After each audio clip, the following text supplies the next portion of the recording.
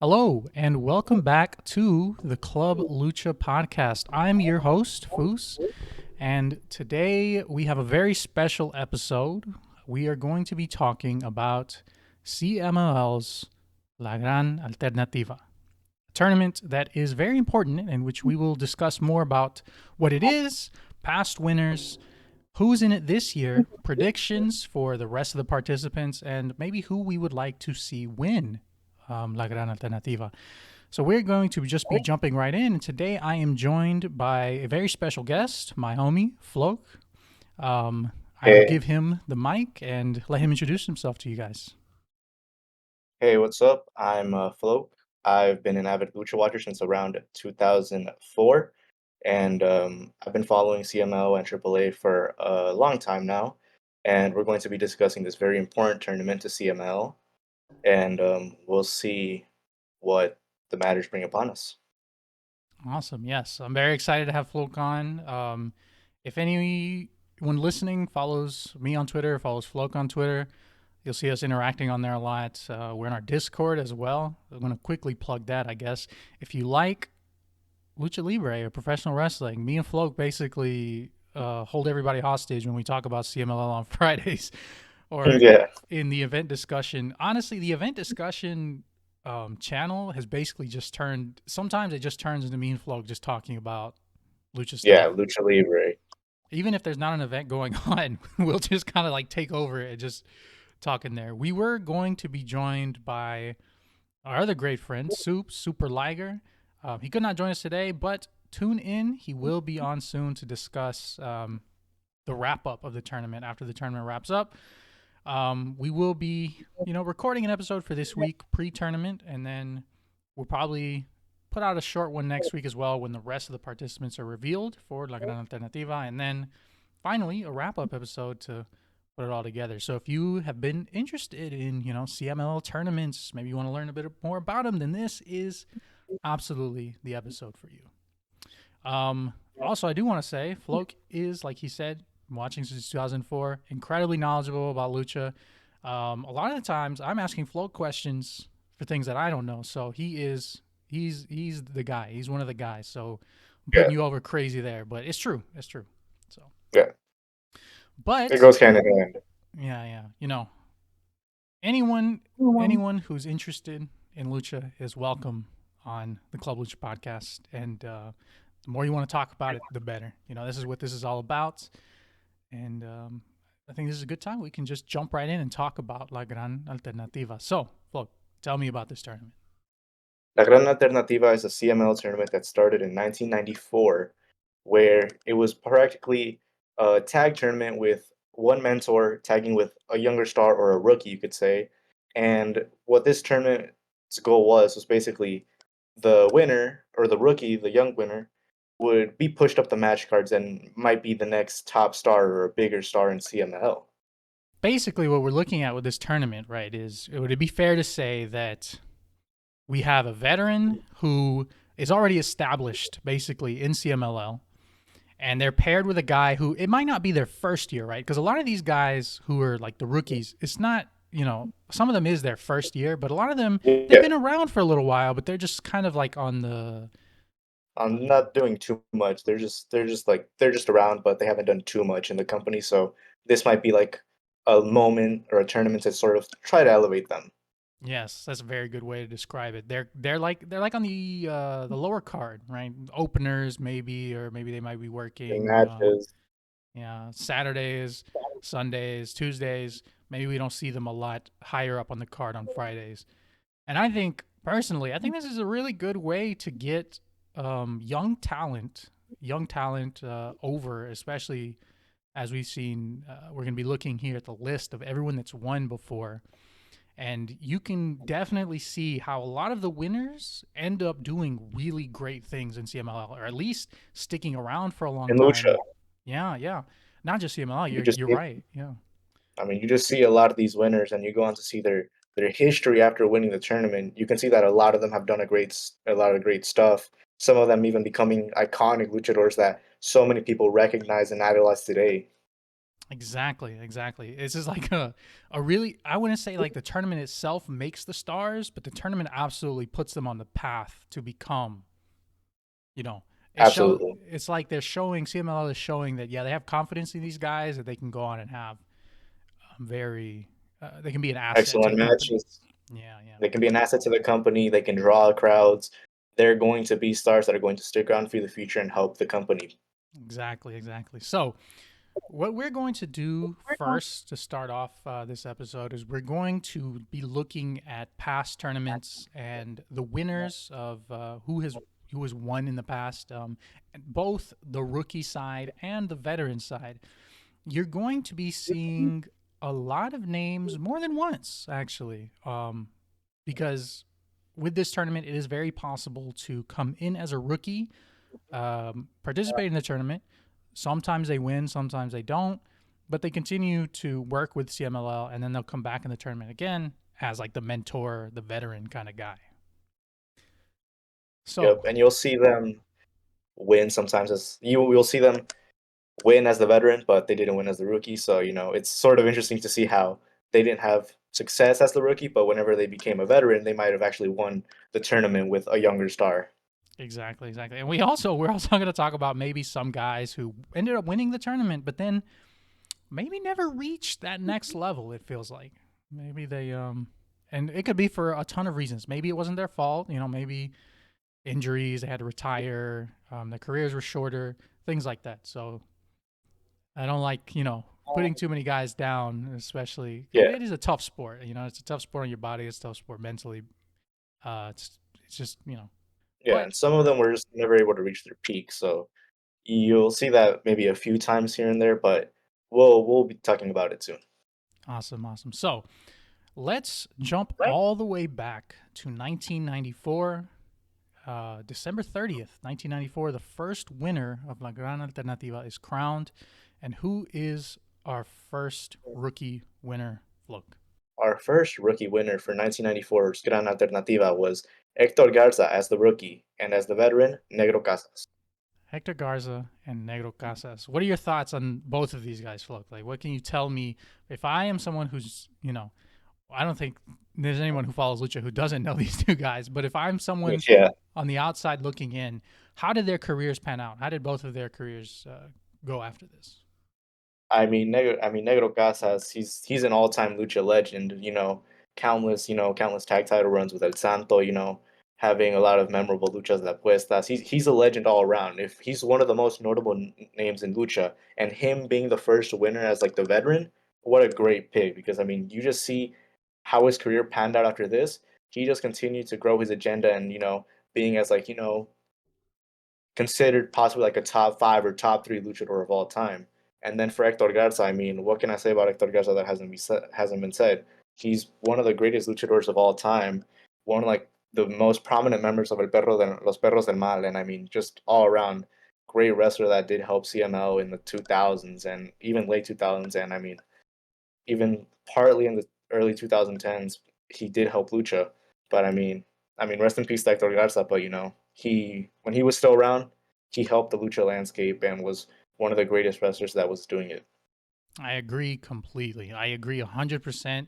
This was in 94 too. So if you've ever seen like those early Hector Garza, I think a lot of people's first exposure to him was like WCW. Yeah, And I think everyone who was a fan of the luchadors in WCW shares the same sentiment that wow, these guys were just whew, they were legit. They were some legit luchadors. they were always like on the openings and like the undercard, but oh my god, they should have moved him up a bit. Hector Garza, No, very I young, agree. yeah, and maybe he didn't, maybe WCW didn't push him at that time, but you can tell from the rest of his career, just how much skill he had. He had so much charisma. He had so many fans. He was loved by so many people. And just like you said, Perros del Mal, him and Perro Jr. Yep. tearing it up everywhere. Their Lucha de Apuestas, one of my Oh yeah, favorites. Holy shit, one of that's my a good favorites of match. all time as well. What a great first winner. Exactly. Like, and I think this is just a really good way. Looking back, what a way to establish a tournament. You put in Negro Exactly. Casas, right? He's You put he's in Hector Garza. and then you setting the bar so high with just the first winner. That's crazy. Yeah, it's like if you want the second winner to reach like the same level, it's going to be difficult, but it's possible, and we'll see if they did reach that level. Absolutely. So second, the very next year, um, La Gran Alternativa. This time it's not in December. This time they hold it in April, April 7th, 95. The final. This is when we crown our winner. I'll take the winners this time. We have All as right. the rookie 1000% guapo. This is before he was guapo, but I guess under the mask he was still guapo. Shoker. Shoker is our rookie and our veteran. May he rest in peace, the great Silver King. Holy moly. What do you think about these guys? I mean, what can I say about Choker that hasn't been said before? He's yet again another great luchador who was really really over in the 2000s. I mean, you saw, all the ladies loved him. With when he lost his mask, he eventually did become the 1000% guapo, and that man had some insane charisma. Like there's not that many wrestlers I can think of today that had as much charisma as like 2000s Shocker. He was like no other wrestler. And Silver King, I mean, he was a good veteran. I mean, Silver King did exactly what he did. He did have, I believe, he did have a couple tag title runs in the 2000s, which were pretty good. And I mean, being the second veteran, it's not bad at all. I mean, him being someone that you can look up to as like the veteran or your trainer in this tournament, I mean, it's a great choice. I mean, you have a younger rookie who did eventually become super over in the 2000s, and then you see Silver King, who, I mean, he was sort of established already, and it was just a great pick. It was a great pairing, and it did elevate Shocker, and it did help both of them. But you can definitely see that the bar was met. The bar, even the second year winners were, the bar was set. The bar was set, and they didn't exactly topple it, but they met it because Shocker winning was a great pick. I agree 100%. Silver King, I think that in the grand scheme of things, and this might just be some bias because I just really like Silver King, but I find Silver King really underrated by a lot of people. One of those WCW guys as well. He went on to WCW. They kind of kept him as enhancement, but he couldn't move. He was so big, but he couldn't move. Oh yeah, he could Um, do a bunch of crazy stuff. yeah, and then they had, in Japan, they had confidence in him to make him Black Tiger 3. He worked CMLL as Hmm. Black Tiger 3 too. Some of those, I was watching him and Black Warrior. They had their final for La Leyenda de Plata. I was watching that match and I was like, damn, man, Silver King was good. Like, Yeah, that man was. I mean, I feel like people don't appreciate him enough. absolutely. And it is hard because when you think of Silver King, like the family that he comes from, the pedigree, Yeah, right? the pedigree. I mean, you can still see just from that family alone how many great luchadors from the past and even nowadays, how many of them there are. Exactly. Like, bro, your dad is the original Dr. Wagner. Your brother is Dr. Wagner Jr. Your nephews now, look at what they're doing now. Like we just sent that thing, or that thing was just announced today with El Hijo de Dr. Wagner Jr. He's getting a Yeah, heavyweight title shot over in yeah. Noah. That's Noah. crazy. Yeah, I mean, it's And then crazy. Yeah. Galeno del Mal, also a Yep. guy who, I mean, he's young, but I feel like he's getting some opportunities this year. He's had some opportunities last year. He's building up his resume. He's a Yes, he big is. dude. He's doing Um, some great stuff in independencies in Europe, the United States, Mexico, even Japan. I've seen him. He last year he competed in AJPW's. It's a tag tournament. He was competing around round robin tag tournament. so that family is just whoo, next level, next level. But Yep. let's go on ahead. We don't got to take as much time for some of these, but Yeah. third year, 96, Chicago Express and Bestia Salvaje. Tell me about Chicago Express. I mean, my knowledge on Chicago Express isn't too much. I don't have too much knowledge on him, but I can certainly tell you that for the third year winner of La Gran Alternativa, I feel like the bar definitely this year. it was the year where it was like, yeah, I mean, he won. He might have been seen as maybe like a possible next prospect, but it was never met, unfortunately. Yeah, I had to look up Chicago Express because I was like, I don't think well, other than just looking at the winners, I'd never heard of Chicago Express. I had to kind of like take a look and see what did he do in his career. From what I can see, he won a few luchas de apuestas, but I don't know that he ever reached the heights of any of the other winners, um, especially the past two. It's really hard to live up to that. So I guess when we're Yeah, saying this, like it's just reaching winning the tournament is a pretty big thing, but it it's hard. is. It's hard to maintain that level for a lot of these guys. Yep. And '96 was one of the years where they held the tournament twice. Actually, the one the Chicago Yes. Express and Bestia Salvaje won was in June, and then we have another pair of winners from that year. Can you tell me who they are? The pair of winners from the second tournament of La Gran Alternativa in 1996 was, as the rookie, Rey Bucanero, and as the veteran, Emilio Charles Jr. El Rey del Beautiful. Holy shit, Emilio Charles Jr. So, Mhm. where do we put them? How would you rank their careers? I mean, Emilio Charles Jr. was, I mean, I feel like he was a great wrestler. Whenever I've gone back and seen a lot of his stuff, I've been impressed by so much of his work, and I think what he did was honestly really great. And I mean, I feel like it's sort of undeniable when you see like his accomplishments and the championships he's won that he was definitely someone that, that CML had like in high regards, considering he won the middleweight championship 2 times, the tag team titles 1 time with Dr. Wagner Jr. And I mean the list goes on. Not only that, but then you also look at the factions that he's been in, like Los Destructores from 1987 to 1990.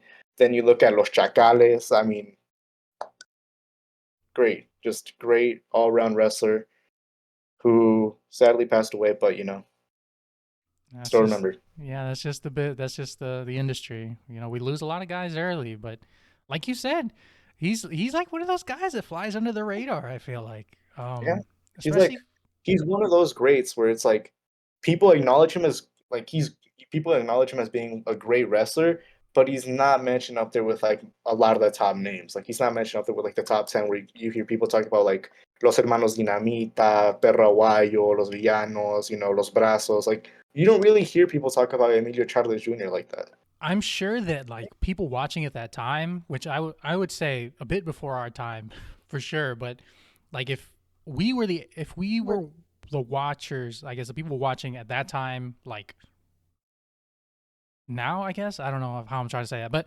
what I'm saying is the people who saw him during his prime, I'm sure were like, this guy is fucking amazing. Oh yeah, Um, and Rey Bucanero, I mean, I mean, yeah, I is Rey mean he's Rey Bucanero. Bucanero.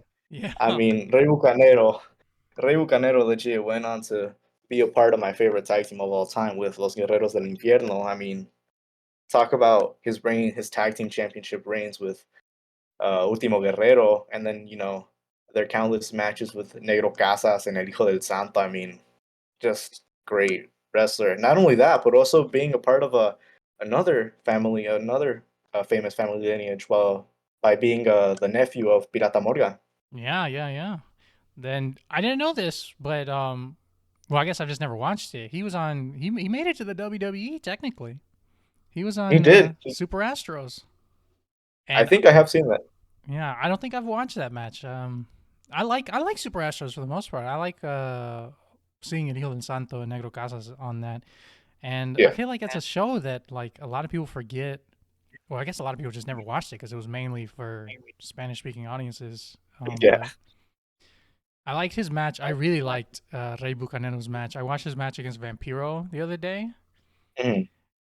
His apuestas. Oh, Yeah, brother, that was good. And yeah. the ending made me chuckle pretty hard because Vampiro hits him with God, I don't know what the move is called, but he hits him with his finisher there at the end. And Mhm. then Rey Bucanero kicks out like a 3.5. So like he kicks out 3.5 and he just kind of stands up and like like contests it. Like it's just enough to Mhm. put him away, but I just thought that was kind of funny. I was like, that's Yeah, awesome. yeah, Like that's a real worker right there. But yeah. obviously Rey Bucanero went on to do very, very good things. Very great things. I mean, just looking at his accomplishments, I mean, you see how many titles he's won. I mean, he won, not only did he win La Gran Alternativa in 1996, he also ended up winning La Leyenda de Azul in 2006.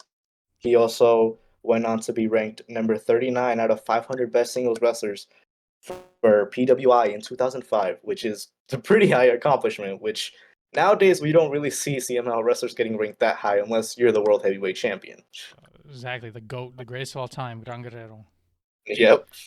But I also remember I don't like. Do you remember like months back when Tony Khan tweeted at Cubs fan? He tweeted at Lucha Blog and he was like, um, talking about how he was a fan, like he followed Lucha Blog's coverage like back in the day, and Yeah, then yeah. he specifically mentioned Rey Los Bucanero Guerreros. and Ultimo Guerrero. And Yeah, yeah, he mentioned them two specifically. So I mean, there's another piece of history that some of you might not know. Tony Khan, you know, big fan of those two.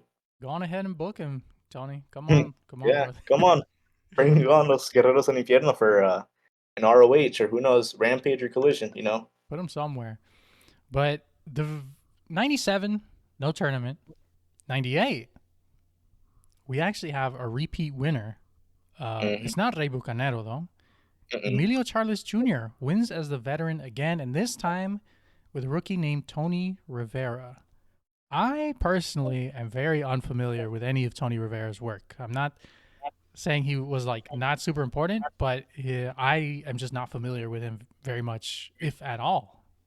I'm honestly in the same boat as you. I don't know too much about Tony Rivera, but I do know that he did eventually go on to have some sort of working relationship or had some crucial like sort of run in IWRG, something along those lines. And it's good for Which him. is So, like yeah, we said, like some people don't make it to the top of CMLL, and that's all right. They can still go on and have a successful career elsewhere, mhm, do things in other places. So, not bad at all. But this was one of the years where, like we said, this tournament makes a lot of guys, and sometimes they pan out, and sometimes they don't yeah, pan out to the degree as others did. The exactly. next winners, though, I mean, I would say definitely panned out. 99. Tell me about 1999. Well, let's start with April 1999 with the rookie winner being Ultimo Guerrero and his veteran partner being Blue Panther, Maestro Lagunero. What a pair of winners. I mean, Ultimo Guerrero as the rookie, and then you have Blue Panther as the veteran. That's What? that feels like one of like the strongest like just It's up pairings there. in general. It is up there with Hector Garza and Negro Casas. It is up there. If we're ranking these in tiers, holy moly, they're definitely on the top tier. Yeah, that's up there. That is like very much up there. Ultimo Guerrero, I mean, you can still catch him um Yeah. Wrestling on today, yeah, on some Fridays, Tuesdays, Tuesdays, Sundays, Saturdays. any day of the week, you can basically catch him. It just depends when he's booked. Exactly. Honestly, part of me feels like it just depends on when he wants to work. Yeah. At this I, point, I feel like that's kind of what it is. I mean, he's kind of getting old, but I feel like he still has importance, and I feel like his schedule is sort of not getting limited, but it's more of like when he wants to work, he'll work. yeah, and I think he definitely still has the juice. Like you said, he is getting Oh a yeah. little older, but that clip I saw of him and Andrade wrestling Oh in yeah. where were they at? Torreon maybe. They I were think in so. It was they were in somewhere like around there. Yeah. yeah, they were in like the Arena Olímpico Laguna, the famous one Yeah. there. Yeah, I The think that's the one. I think that's the one that they were at. It was like a match, Dinastía Andrade yep, versus yep, it yep. was like Último Guerrero, Panterita del Ring, and Luciferno. Yep, yep, yep. And they were that chop battle was nasty. Like he was not like it's not like Andrade was just obliterating him. Like Ultimo Guerrero was laying it He in was, too. yeah, he was also fighting back. It was a very good. But And this then, is yeah. the veteran Blue Panther. I mean, undeniably one of the greatest technical wrestlers of all time, not just in lucha libre, but in wrestling as a whole. One of the best to ever do it. He's a legend. He's a living legend that's still wrestling at I think it's like 60 something. He's like what, 60 something now? I mean, he's still that guy. I'm sure he Yeah, still has some great matches left in the tank. And I mean, we'll see. We'll see what 2024 brings for Blue Panther, since he's still around. I'll say this: last year, at the 90 aniversario, he in Mhm. that Legends match, Oh yeah. him and Virus were definitely the most active guys in that match, and he did Yeah. he took that tope off the ramp. I Holy mean, moly! Talk about some effort, bro. Like he's the, already made it. He's already cemented himself as a legend. He could just but go he's through the still doing motions. all Yeah, this. He's still doing some of this stuff that you wouldn't expect someone of his age to be doing, like at all. exactly. Like the fact that he gives so much still, and at his 45th anniversary show, he was giving a lot. Like, It was. and that shows. To me that shows Blue Panther. He does it for the love of the game. Yeah, he's someone that still does it for the love of the game. And I mean, even when you talk about outside circles that aren't lucha libre, you can still see that people are still influenced by his style of like technical wrestling. I mean, you have someone like Brian Danielson, which a lot of people consider the greatest wrestler of all time, or just the greatest wrestler still alive. He's gone on and said that he would like to have a match with Blue Panther, and having like a sort of match where it's like they're both receiving each other's like technical skills. It's a lot of llaves, a lot of submissions back and forth. So I mean, you have praise from someone that a lot of people call the GOAT. That's massive. That just shows he's on that tier of legend. Yeah, Fantastic, fantastic winners for this year. These next three winners, I'm going to go through a little bit quicker, just yeah, because, um, as we talked before, not everyone reaches the highest level. In '99, they had another tournament in December. The winners: Tigre Blanco as the rookie, El Felino as the veteran. Felino, one of my favorites. He's awesome. he's And great. He's awesome. something interesting about these next three winners. So '99, Tigre Blanco and Felino. 2001, Psicodélico Jr. and Olímpico. And then 2003, Alan Stone and Viano Cuarto. What I'm seeing from these three, what I take away from these three is the veterans. Yes, veterans. They're the veterans, and I like. I mean, I like. I like the veterans. I like Yeah, them. a lot. But on the rookie side, Tigre Blanco, not super familiar with, his. I'm not sure if he ever reached the top of the card. Psicodélico Jr. I don't even think Psicodélico Senior kind of like was on the high end. I don't. When you think about him, I mainly think more of like he's the brother of Mil Máscaras and Dos Caras, but I don't know Oh that well, no, he. he's the nephew of Oh, he's the nephew of Mil Máscaras and Dos Caras, and his cousin is someone who went on to arguably do way better things than him, even though he's kind of not a very good person, which is Alberto el Patron. But we're not going to talk about him. yeah. We don't have to talk about. Yeah. Psicodélico Jr. Also, didn't know this, but apparently Psicodélico Jr. was on a developmental WWE contract. Interesting. Didn't know that. I just clicked on his name here. Looking at the Lucha Wiki for him. Shout out Cubs fan. Shout out anyone who's contributed to the Lucha Wiki. Awesome resource for Yep, people who are, big time. yeah. I love looking on here, and I just love looking through the pictures, just because it takes a lot of like magazines, the old Lucha Yeah, magazines. They'll because upload like the covers on here. A lot of old photo it's really sick. shoots. Love looking on here, but um, Yeah. moving forward, the last winner I want to talk about for this year, 2003, Alan Stone. Alan Stone is someone who I did not. I mean, for a long time, I didn't even know he was in CMLL. I never knew he was like in CMLL, and I never knew he won Gran Alternativa because I associate him so heavily with AAA. Um, Yeah. and his gimmick in AAA, which is kind of funny. I was telling you earlier. I think of him like as basically like Intocable and El Elegido, where they would go Mhm. in and like their gimmick was like to kind of get the ladies going in the crowd, Yeah. kind of like warm up the ladies in the crowd, get them cheering, and just kind of go in there and do his little dance, almost like like a male dancer, male exotic dancer Hmm. kind of Yeah. vibe. So that one actually came as a surprise to me looking back Hmm. and seeing, because those 3 years, awesome, awesome No- veterans.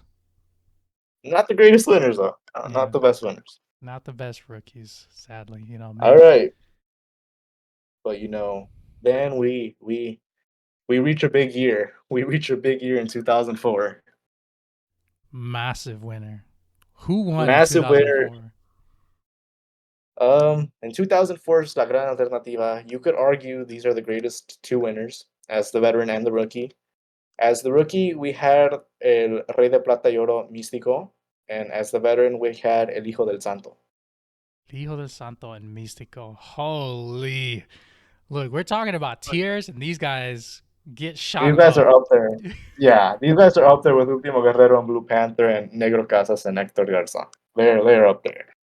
They're way out there. I mean, if you're following CMLL now, obviously you know Mystical is still there, and Mystical is still at the top of the card, Yeah, damn near he is 20 still years later. I mean, this El is Hijo del Santo. 2004 too, right? 2004, Yes, he took on the Mystical persona in '04. So like it's like the very same year, like 2 months. Like he debuted what Mystical was like June of '04. something like that, I think. And I mean, it's crazy that you see that. I mean, that's really what you can consider skyrocketing a superstar, and just immediately, it worked and it clicked. It immediately clicked. They put the rocket on him. This is Yeah, they they. holy with El Hijo del Santo too. Like El Hijo del Santo, we're I talking mean, about Mystical, that guy. yeah, we're talking El Hijo del Santo. We're talking about arguably another person that you could argue is either top three or top five luchadors of all time. And I mean, El Hijo del Santo, he didn't. He still had a huge impact, but not as big as his father's. But he still had so many memorable matches, and just all over the world. And he's considered generally one of the greatest of all time. So I mean, what a person to have as your veteran. That's insane too. And I mean, like his dad was El Santo. Those shoes are Yeah, automatically yeah, impossible to those fill. shoes exactly. Like Místico had as his veteran the son of arguably the most popular luchador of all time. That's I mean, insane. Like, yeah. could you imagine too? And a lot of people, I would say, and this is just me saying this, but a lot of people say, okay, Elio del Santo is your veteran, right? His shoes Mhm. are already very hard to fill, no matter Yeah. who's his rookie, right? And then they pick a No matter. guy Yeah. who 2 months before they just gave like this new persona of Mystico 2. And then Mhm. they say, you know what? Let's put a rocket on him and see how this works out. I don't think And it I worked. don't think this could have worked out any better than it did. Yeah. I mean, insane pairing and insane pair of winners. My only thing. Well, no, this isn't even like a negative. I think this is just says more about how good El Hijo de Santo was. He, I mean, he stopped working with CMLL. He stopped working with AAA. Like you stop working with the two biggest lucha libre companies in all of Hmm. Mexico, and then you still maintain relevancy, like Yeah. as one of the I mean, greatest. it's not always positive, nowadays, but it's when we're talking just like generalization, it's still very positive. Yeah, for him especially. Yeah, because there's some guys who kind of sour on both companies, and then Yeah. they end up working a lot of indies, but they never really, either they don't really give the You same know, effort or they don't they really don't give the same draw as effort. well. Exactly.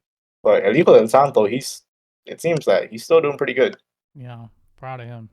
Proud of him. He's just, he's getting close to hanging it up too. So Yeah, I've heard he's planning on retiring in supposedly the next upcoming years, but we'll see how true that is. yeah, yeah, it's gonna be a sad day. I mean, I wish whatever issues there were between him and like CMLL or him, Triple A just yeah, resolve them.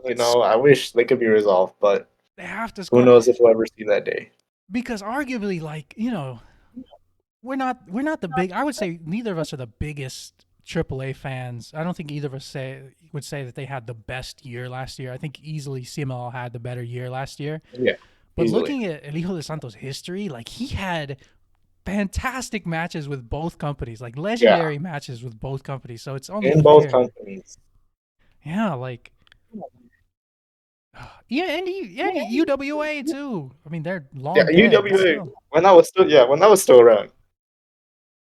everywhere he goes, he does well. So I feel like Yeah, that just shows a lot that he's yeah, a guy. He's a guy, but we can give praise to these two all day, but we yeah. must But we continue. gotta We move. must continue. We Yeah. gotta move on.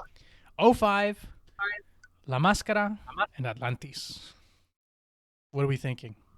As the rookie, I mean, La Mascara, I mean, he did go on to do some good stuff, in CML. He did become, one of the, I think it was like one of the founding members of Los Ingobernables. And, out of the three, he was definitely the one Ingobernable that definitely had the least success. Like, he was the one that definitely, out of like those three of Andrade, Rush, and La Mascara, I mean, he was definitely the one that had the least success out of the three, but he still did some good stuff, even though nowadays he's not really doing too much. I've heard that he was trying to return to the Indies, but um, I mean that's not going super well from what I've seen. So I mean nowadays he's not doing too well. But I mean on the veteran side we have Atlantis, someone who's still wrestling today, you know, a couple times pairs up, teams up with his son Atlantis Jr. And what a great thing, he's a wrestler that's could be considered, I mean, he's literally called el ídolo de los niños. I mean,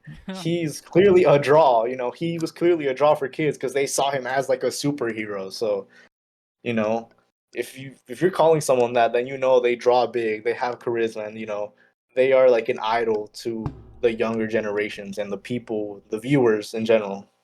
Absolutely. And I will say, absolutely correct on both of these guys. Atlantis, uh, he showed a lot of loyalty to see him. I think a lot of people look at his career like he was a very rock solid guy for CMLL for a long, long time. Yeah, he really was. Even the years, when AAA split apart, Atlantis stayed, and Atlantis was Yeah, loyal to CMLL, and he was treated very well for it. And he put in the effort. He worked. he did. The most valuable mask that you can take right now, I'm thinking, It's probably his or El Hijo del Santos. yeah, and he's taken very valuable masks himself. Yeah, yeah, I mean, we talk about people like Villano Tercero, and others like Mano Negra, Talisman, Talisman, La La Sombra, Sombra, bro, Último Último Guerrero. Guerrero.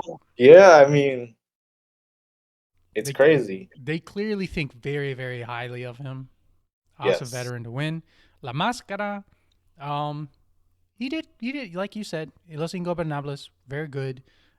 He took Averno's mask, uh, yeah. and then he lost his mask to Dragon Lee, which, I mean, he's an Alvarado, so like they, I mean, They a lot clearly of them, saw yeah, initially in him. They yeah, said they definitely were thinking like, oh yeah, I mean, he's an Alvarado. Let's try to push him up. yeah. I think though he did get fired from CMLL for allegedly, rumor destroying uh, somebody's car, but Something like that. something like Yeah. that. Don't want to Well, we're not gonna speculate too get. much. Yeah. Yeah, we're not gonna get into that. Oh, but we go. That's 2005, 2006. We get Pedro Aguayo Jr. as the veteran winner, and we get on the other side Misterioso Jr., who we saw last night actually in a lightning Yep. match against Esfinge. Um, uh, you know, I mean, Pedro Aguayo yeah, Jr. one of the great maximum, guy. one of the maximum One of my idols. favorites. Yeah. I honestly, I love watching Paraguayo Jr. matches. He had Same. so much charisma, bro. Like Oh yeah. His interactions with the crowd, the crowd were so into him. he's one of those guys that just got it. He got it Yeah. so young that like when you think back at him and like when you watch like his old matches like from the 2000s especially, you're like, "Damn, this guy like he understands it so well. Like he knows what it means To um be.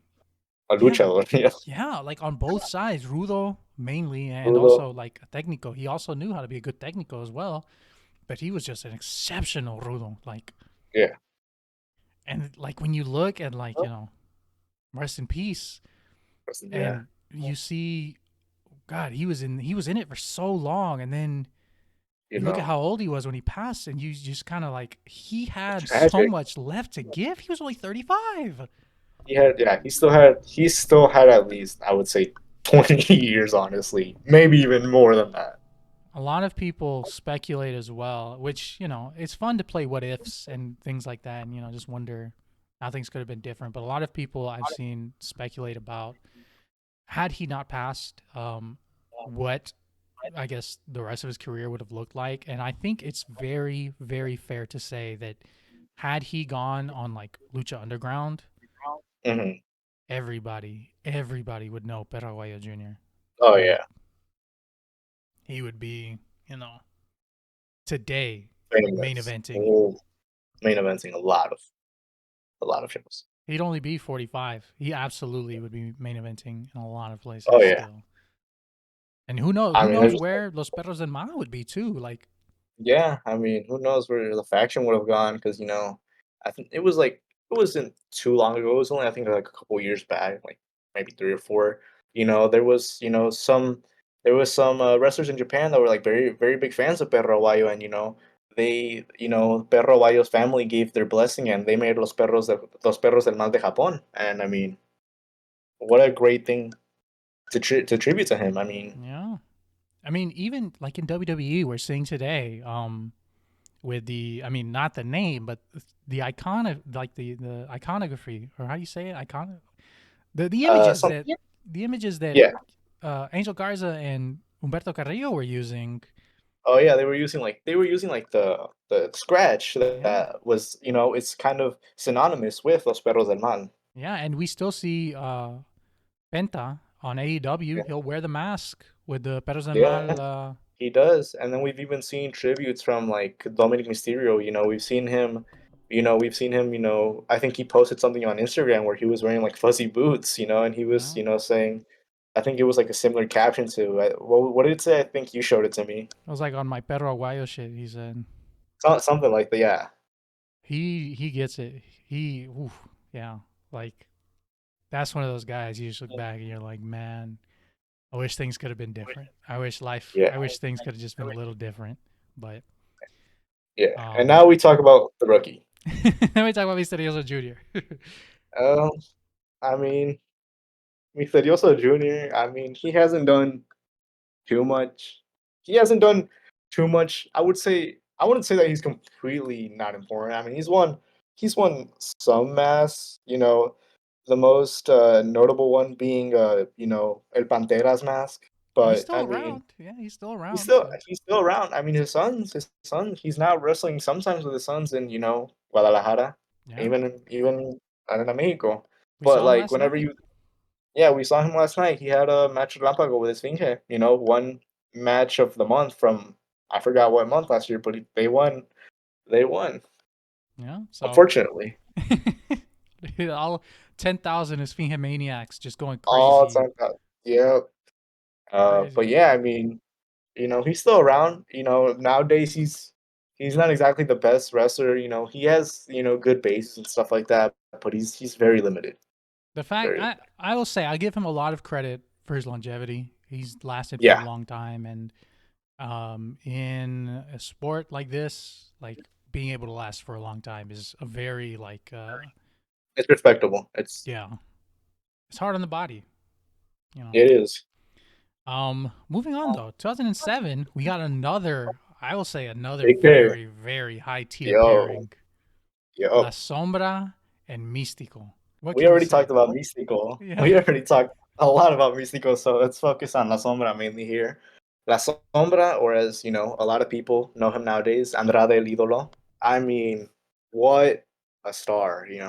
Someone that was, whenever Místico left, I believe they were gonna give him. I believe they were planning on giving him the Místico match, right? But they rejected him, damn, I didn't even know something that. like that.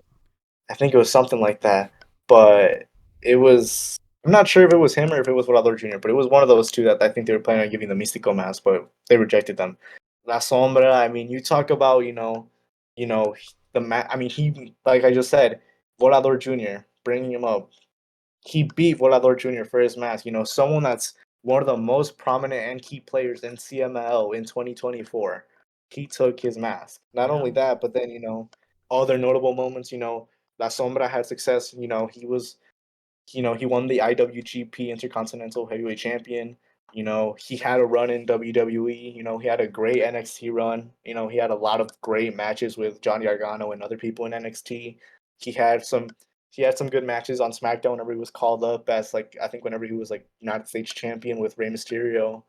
And then he left and he was in AEW for a bit, and we know how that panned out. Wasn't the best run, but he did. Whenever he wrestled, it was good. Whenever Andrade wrestled in AEW, it was good or great.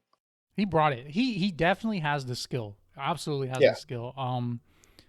Like you said, Andrade, La Sombra, they did like you said they did reject him at first. And I remember like going back and watching him because it was like him and Volador Jr. against Atlantis and Ultimo Guerrero, and yeah, yeah, then the people wanted Atlantis and Ultimo Guerrero that mhm, year, but then it ended up yeah. being Andrade or La Sombra and Volador Jr. What other doing it? Yep, And then, you know what sucks about that? Like the crowd reacting so negatively to that match is that like I get it, like you wanted Atlantis and Ultimo Guerrero, but Ultimo Guerrero, but like La Sombra and Volador Jr. still had a really these good are match. yeah, these were two young guys that were like, they were at the moment or at that time they were probably seen, as like people that were gonna be prominent for CML. And that I would say I'm pretty sure that was like one of the catalysts to form Los Ingobernables because like Yeah. they were, you know, not feeling that. They were not feeling what La Sombra was giving, and then they Yep. weren't feeling what Rouge was giving. I don't know what Yep. I don't know what they felt about La Mascara at the time, but they just decided, fuck, let's try something new, let's try something else, and then it worked. They hit a home run, and now we see Andrade, very sought after. I mean, Tony wanted to re-sign him. Tony wanted to re-sign him, but he did not re-sign. And right now he's supposedly a free agent, and we're going to see where he ends up because we currently don't know. But Well, how very would you valuable free feel? agent. I was gonna say, how would you feel if he ended up like being like a TNA main eventer? I wouldn't be I mad mean, at all. I prefer that over WWE any day, honestly. If he, I think he could. I think he could have some really good matches with some guys in TNA, honestly. But Yeah, then also, you have to think like TNA does not book their luchadors to do anything, yeah. so it might But I mean, that's he might use him. Andrade though. That's a big name. Yeah, yeah, Like Laredo Kid and Black Taurus were also big names, but they're not like Andrade superstar level type yeah, yeah, yeah. popularity. I will say,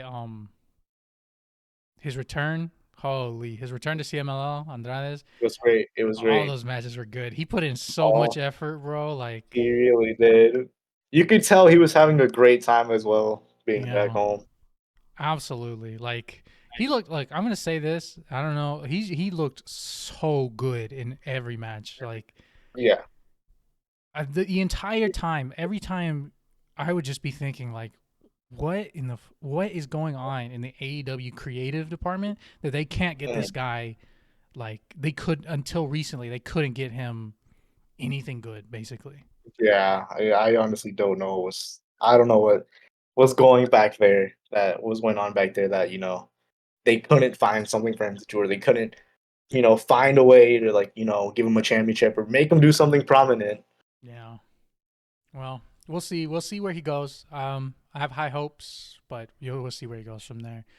2008, we have our winners: Ultimo Guerrero as a veteran, Dragon Rojo Jr. as our rookie. Well, I mean, Ultimo Guerrero, we already talked about him quite a bit, you know. Undeniable legend, still going on with his faction, Los Guerreros Aguneros.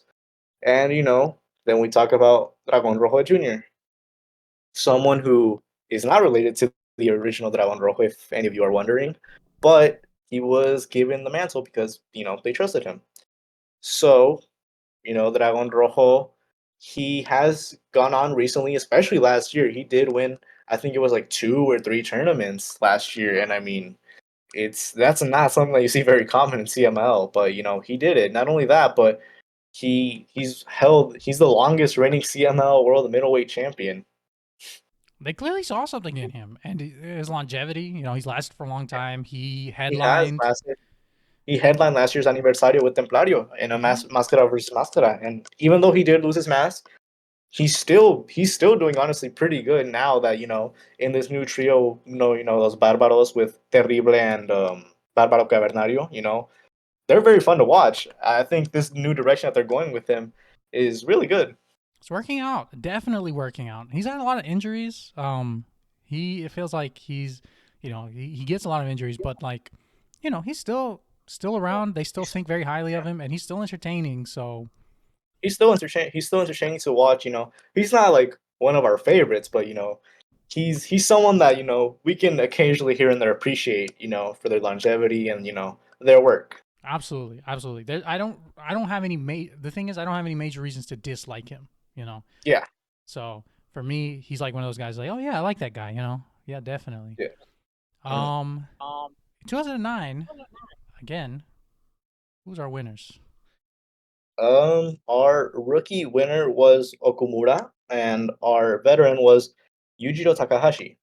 And well, I think these two are the only foreign winners. I believe they are, I think you're which right. is which Especially is like, honest. It's quite interesting. Okumura, he, he's still around today. He hasn't. He's like one of the key players between like the CML and like New Japan relationship. Like every single Fantastica Mania, you're always going to see Okumura there. absolutely. I think he's just really important. Like for like any really like Japanese relationship between Yeah, CMLL and and yeah, he's a people like very him. valuable piece back like behind like I would say Probably, yeah. behind the I think he's scenes. probably very, yeah. He seems Not only to that, but like think about it whenever, for example, if there's like, La Grand Prix, every year, maybe like a Japanese wrestler from, maybe New Japan or, whenever it's Las Amazonas Grand Prix, they might need someone to, they might need some contact and, maybe someone like, not only Rocky Romero, but, as well as Okumura, or like, some of the people that, are helping backstage, work those things out. absolutely. So he's definitely a valid, very valuable resource, and you know, I like Okamura. I really do. I like him. I think he's a I like I think he's a very good base wrestler. you know As a base, he's great. He's reliable. He's not going to give you the best matches, but he's someone that will be put in like I don't know second, third, fourth matches occasionally. But he's someone that you can count on, and he's someone that's just reliable to have in a show. I wonder what his thoughts. I wonder his thoughts on CMLL are. Probably positive if he's been there for as long as he Yeah, has. he's been there. Yeah, I'm sure they pay him well, and he gets a lot of nice experiences doing everything. yep, I wouldn't put him on like the highest tier, like you said, but he's definitely good, very good. yeah. Yeah, he's still doing good stuff. They put confidence in him, and it looks like to have paid out. Pretty well. I mean, Yeah, more in the in ring stuff, but more like backstage stuff. It definitely seems that it worked out. absolutely. For 2010, we actually have the return to victory for the first winner. Hector Yep, Garza comes back. He wins as the veteran, the veteran. and his rookie, Polvora. Pólvora, I mean, he was someone that he won 2010. He was definitely someone that I feel like earlier in like the 2010s he was someone that CML were like possibly going to try and like push him. But I think he did win the Mexican National Welterweight Championship, and he held it for a good amount of time. And you know, he did eventually move up the cards slightly, but nowadays he's not that prominent. He's still he's in a faction with 2009's winner, which was Okumura. I mean, they're in a faction together, so I mean that's something. But I mean, he took away Tigre Blanco's mask, so I mean, Pólvora is someone that they definitely at one point probably had plans for him, but they didn't work out the best. And it happens. But he's still someone that did have some success from the victory. Still around, definitely still around. They still use him. Not like we said earlier, not everyone reaches the top of the card. Yep, Sometimes they do, and sometimes they slip back down the card a little bit. But I mean, good winner. I don't really have good a lot winner. of Yeah, bad things to say. Still around, so that's yeah, something. Still relevant. Nothing too bad to say about Polvora. yep. In 2011, we had Ultimo Guerrero win as the Yet again, veteran. Something about Ultimo Guerrero, bro. I'm telling you, legendary guy. And he comes and he wins with Rey Escorpion. What do we think about Rey Escorpion? Rey Escorpion.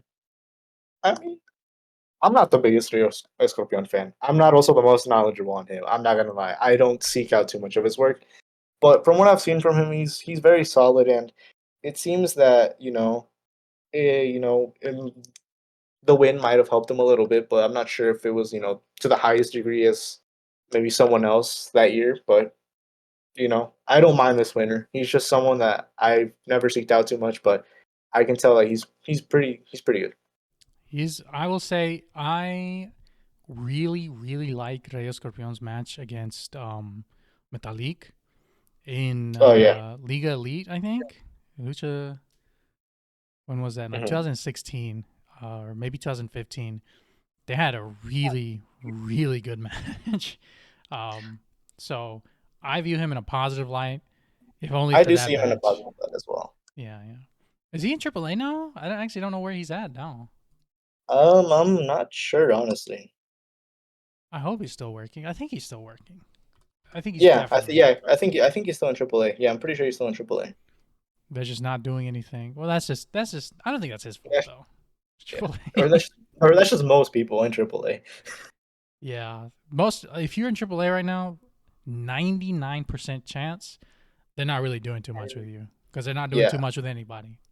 yeah. So even their mega champion, damn Hijo de Vikingo. They didn't really have plans for him besides beating Kenny Omega last year. Yeah, their plans for their mega champion, literally their top champion, is go out and have a good match. Yep. All right, man. Like, and this is supposedly the company with like storylines. You Yep. know. All right. I'm going kind of hard against AAA right now. I'm gonna step off the gas a bit It's before, yeah. but 2012. We have a name that we'll see a few times after this year as our rookie. And we have a name also that we see a lot in various factions. Yeah. Probably one of the greatest third bid, the most Been in so reappearing. many factions. Yep.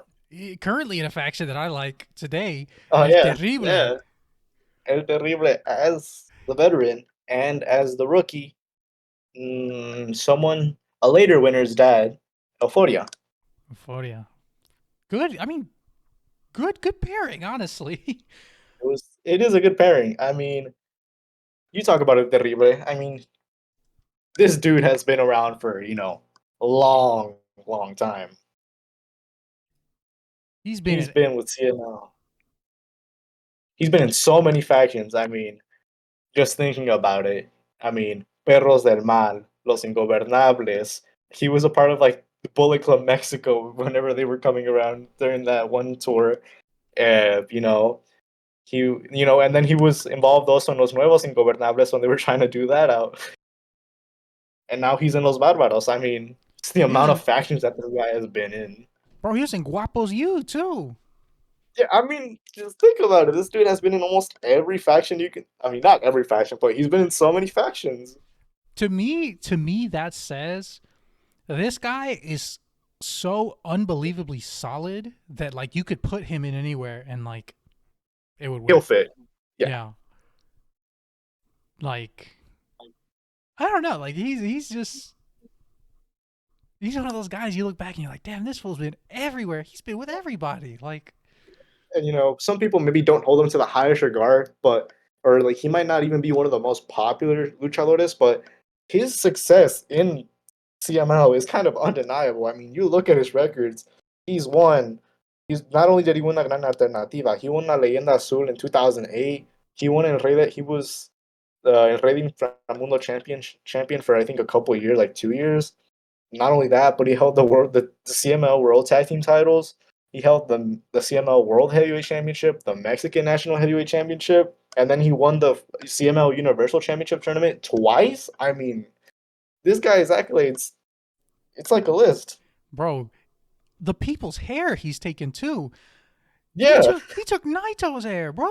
he took Naito's hair, and then not only that, but then you think of other people he's taken his hair. I mean, El Terrible and Perro Aguayo in the year 2004 taking Cien Caras and Máscara Año 2000's hair. I mean, Like this dude, he's one of those names that's like he like you're like, yeah, I know El Terrible, I know El Terrible. And then you like look in, you just like his look back and you're accomplishments, like, holy shit, man! Like I this like dude has him. done a lot. Yeah, I like him in Los Barbaros. I like you know, uh, basically just like looking back at his whole career, you're like, man, this guy was like solid. You know, you kind of like him everywhere.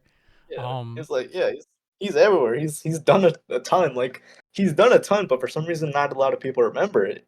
yeah, it's like he's done a ton, but like it's always like there's always guys with him who just like shine a little brighter, Yeah, like yeah, which is not a bad thing. I don't think that's like that's not saying that he's like not as good, but that just means like you have so much confidence you put this guy with like your top stars and like you know they're yeah. always he always fits in with them like Mm-hmm.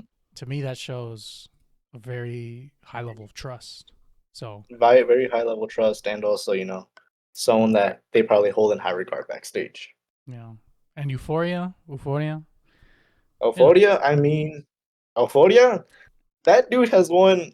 I can't even. I'm not even going to try and see how many, but he's won numerous trios titles. I can tell you that. That dude is like a trio specialist. You go and look at how many times he's won trios titles. Yeah, it's a good amount. absolutely. It's a good amount. Not only He's that, but then he's also won other tournaments in CML. And I mean he's still around with Los Infernales, the current iteration of Los Infernales, and they're honestly one of the like my favorite factions currently in CML. So I mean that's a very great thing. bro when he walks out with Averno and bro that King Griffey Jr. jersey he had on that time. Dude, yeah, Holy, I'm pretty sure. I'm not 100% certain on this, but I'm pretty sure he makes gear. Like he makes I he I think he made I think in an interview with La Tijera, I think he did say that he makes some of Soberano Junior's masks.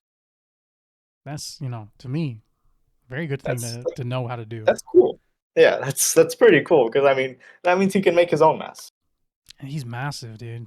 He Like is he is a giant. massive, massive dude. Yeah, and a great base wrestler. He's a very good wrestler because you think of also like his matches with like Hechicero, dude. Those those two, holy! Whenever they step in the ring together, they work magic. Very good, very good. This is a good year. This is a good year of winners right here. With Variante It Riva. is Underrated year of winner, I'll underrated. say. Yeah. 2013, Rey Escorpion, we see him back. This time as the veteran winner and Hmm. his rookie, Bobby Zavala. Not gonna lie, don't know anything about Bobby Z really. I don't know too much about him either, but I do remember. I think it was like 2013. It was him, and I think it was like Disturbio. They took away. I think it was like Leono and Tigre Blanco's hair. I don't know why, but that match always just has like a weird memory in the back of my head. He goes now by the name of Licantropo. He's only Mhm. 32. He's still really young. Oh wow. He's only 32. Holy moly. Let's see. When's the last I time he mean, worked? He's in AMLL. Oh, but he's not worked since, well, recorded on here. He's not worked since 2021. I'm not sure if maybe, wow. Injury, possibly an injury. Maybe just lost passion for wrestling. Who knows? yeah, yeah, could just be he just didn't have love of the game anymore. Maybe left CMLL and just decided not really worth it anymore. It looks like he had a match with AAA. I see one match with AAA in 2018 with Fabi Apache. against Lady Shani and Silver King. Uh-huh. But then I don't see him again in AAA. Yeah, I mean, it seems like there's another case, the winner never reached the heights that they might have hoped for. Just kind of dropped off. Maybe honestly, he's so young that maybe he found like another career path that paid better, and like maybe he That wanted to do could be, more. yeah, it's possible. That happens sometimes. Not everybody's gonna be on that high A tier. luchador full time, yeah. But we go from 2013, 2014. Um, Again, I think this is a really good pairing of winners. Our rookie, El Bárbaro Cavernario. Our veteran, Mr. Niebla. That, to me, that's a good pairing of winners right there. That is a good pairing. Which, rest in peace, Mr. Niebla. Rest in peace. But Bárbaro Cavernario, he's one of my favorite guys right now, honestly. Yeah, he's great. The motivation that he regained in late 2023 was honestly something I was not expecting at all. He's got it. For like most of 2023, I was cold on him. He was there in matches. He wasn't doing too much. He had a title. He wasn't doing too much. He was working the six mans, not really having too many prominent stories. He was having the occasional mano a mano, but you know, late 2023 comes around and this man suddenly just regains motivation and starts, being a beast in the ring again. I mean, it's insane. Bro, that splash to the outside. Holy shit, dude. Every time I see Hell that, yeah, I'm like, this is the dude. biggest beast in pro wrestling. Like, Yeah, I don't know what sparked that motivation in him with that match with Esfinge out of all people in Noche de Campeones. I don't know what sparked in his head, but I mean, it happened, and I'm honestly pretty glad it did. that was a crazy good match. That was a It really, was, like, wildly unexpected to me. And yeah. I like what he's doing now with Los Barbaros as well. Um, Mhm. I think they show really, really well. They're not like the most like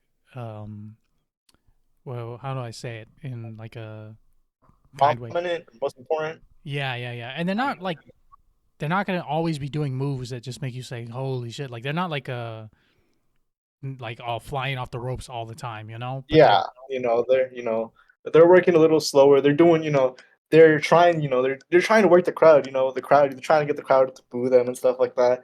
It's honestly great what they do. They work their style very well. they're very, very good rudos. Like Yes, in an era where they feel like a very classic like rudo yes, group. yeah, they do. They're Yeah, there to like piss you off and like make yep, you cheer for the other guys, and they do it very well. ex- exactly, just like that. And I would say for the veteran. Oh, yeah, okay, go ahead. no, no, go ahead, go ahead. No, no, no. If you're gonna continue talking about Bad Battle Cavernario, then yeah, I was just just gonna say one of my favorite matches is him against Rey Phoenix. oh, bro, that match, that was what a great match. That's a Beast, great match. beasts. What a great match. But we can't actually go on and talk about Mr. Niebla. Yep. I mean, legendary wrestler, very popular throughout the 2000s. Has one And of the I most mean, iconic gifts of all time, yep. bro. Like La Peste Yeah. Negra. Like he had that match where it was like Mr. Niebla versus Mr. Niebla, the IWRG Mr. Niebla. Yep. Fucked up, bro. Like I don't know, dude. When you look back, when like people look back at Mr. Niebla, it's just like you just miss him, you know? Like Yeah. there's not like a lot of guys like him. Like he had so much natural charisma to him. Yeah. He oozed charisma. Absolutely. Like you could just I don't know. Like when he was like one of the most like showy kind of dudes, you know? Like he could connect with Hmm. the crowd so well. Easily. He connected with the crowd very easily. He's just a really funny guy too. Like Right. Yeah. oh, rest in peace. Yep. Rest in peace, Mr. Niebla. Rest in peace. Good pairing though. I would put them on Good parent. a Yeah. really high I tier would of put them. winners. Yeah. They're up there. And then we get in 2016, Hmm. Esfinge, who we were just talking about, dude, had a banger with Yeah. Mauro Cavernario. Yep. Svig has our rookie, Volador Jr. as our veteran. And I think this is actually Volador Jr.'s first appearance here as a winner. Yeah, as a winner, yes. Wow, yeah. Our first time, which is kind of crazy actually, because like Volador Jr., like he's been good for a long ass time, you Yeah, know? I mean, people probably would have. I mean, I'm sure he participated in older versions of La Gran Alternativa, but there's probably, whenever you look at this list, you would have thought maybe, whenever you read the concept of the tournament, you're like, I'm sure Volador Jr. won, but surprisingly, he didn't win as a rookie. He won as a veteran. Exactly. I'm looking through the list right now, actually, trying to find maybe when the first time 2001 Volador Jr. was his first appearance in as a rookie, and he was paired with Mm, Atlantis. Um, wow. they won their first match against Mhm, Mascaraño 2000 and Enemigo Público, and then they mhm. ended up losing actually to Black Warrior and Sangre Azteca in Wow. their second match. So he was in 2001, Nice. and then I think he was in 2003 as well, but I don't actually see who he was paired with in 2003. Mhm. He was in 2004 again with Atlantis, won their first match again, but obviously he didn't win the 2004 one. Yeah, yeah, because we know who won that. Yeah, he comes back in 2006. He's paired with Dos Caras Jr. this time, and Mm, we know what he ended up doing. yep. Um, Comes back around again in 2010. They win their block in 2010. Volador Mm, Jr. wins the block. He makes it to the finals, loses to Hector Garzon Polvora. He was with Delta. wow. And then 2011, him and Dragon Lee lose to Máscara Dorada 1.0 and Metal Blanco. Wow. I mean, yeah. I mean, this is a very strange, a strange occurrence where you see, you know, someone who you would have expected to win as a rookie, but out of all the times they appeared, they never won the tournament. But, whenever they came back, as a veteran, they eventually did win as a veteran and Yeah. helped a younger star. Yeah. Because then he comes back again 2012. He loses with Raziel.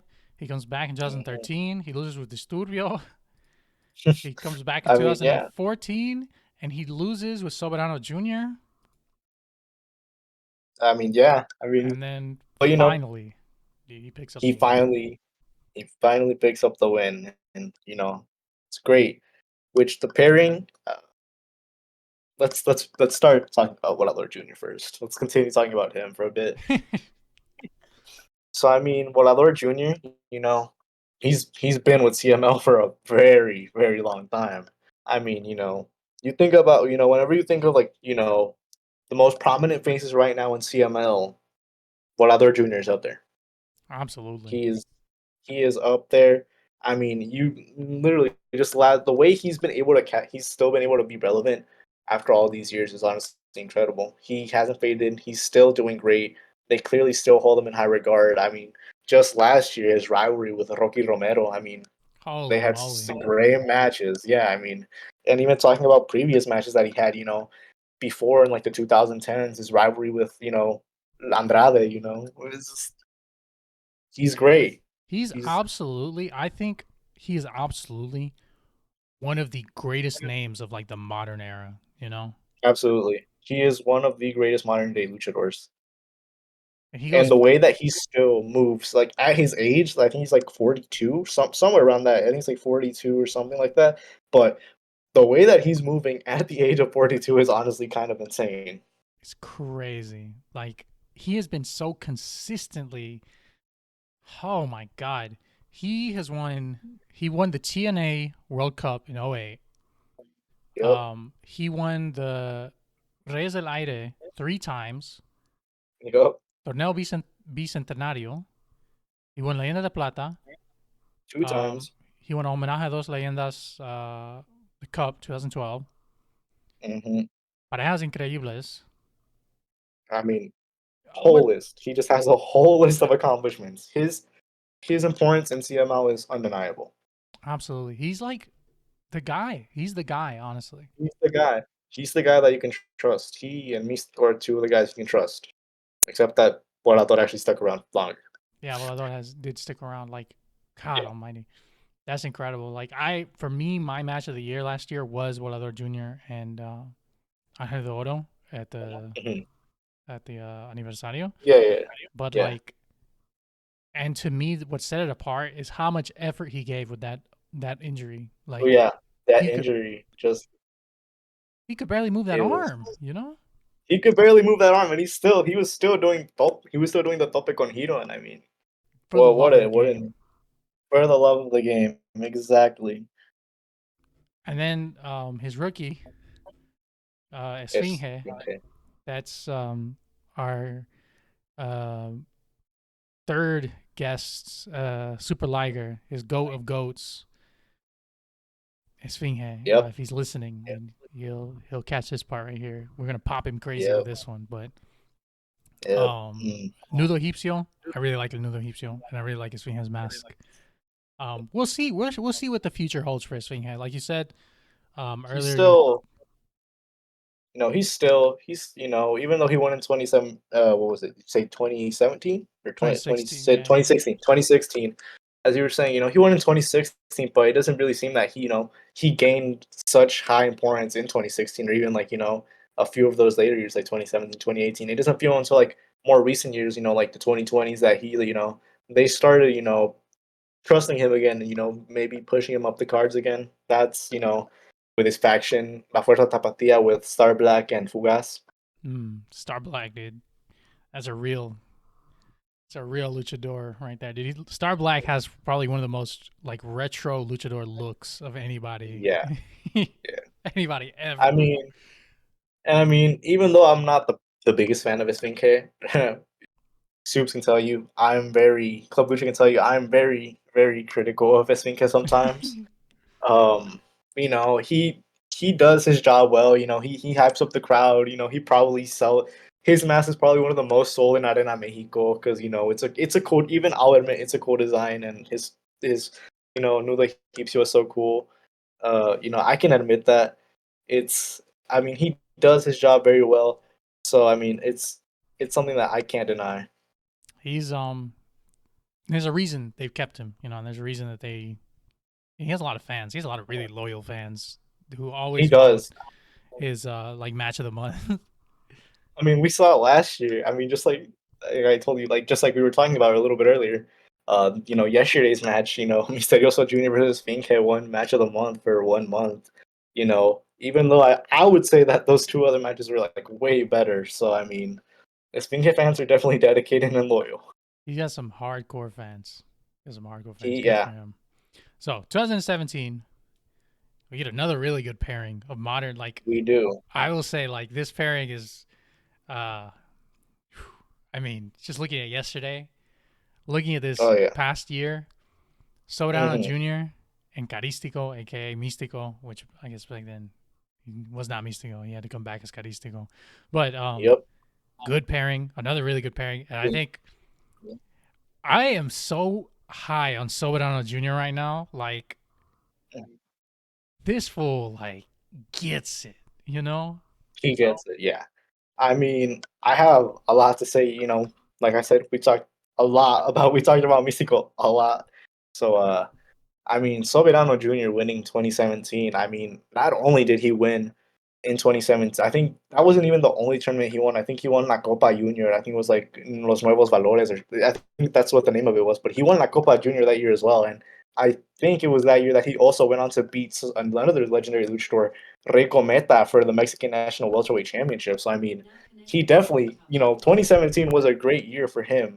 Not only winning La Gran Alternativa, La Copa Junior. He was doing great stuff, and even before then, it was and even before then, a couple years before that, I think it was I can't remember the exact year, but he was teaming alongside a Star Junior, and they took the mass of El Cholo and Ramstein.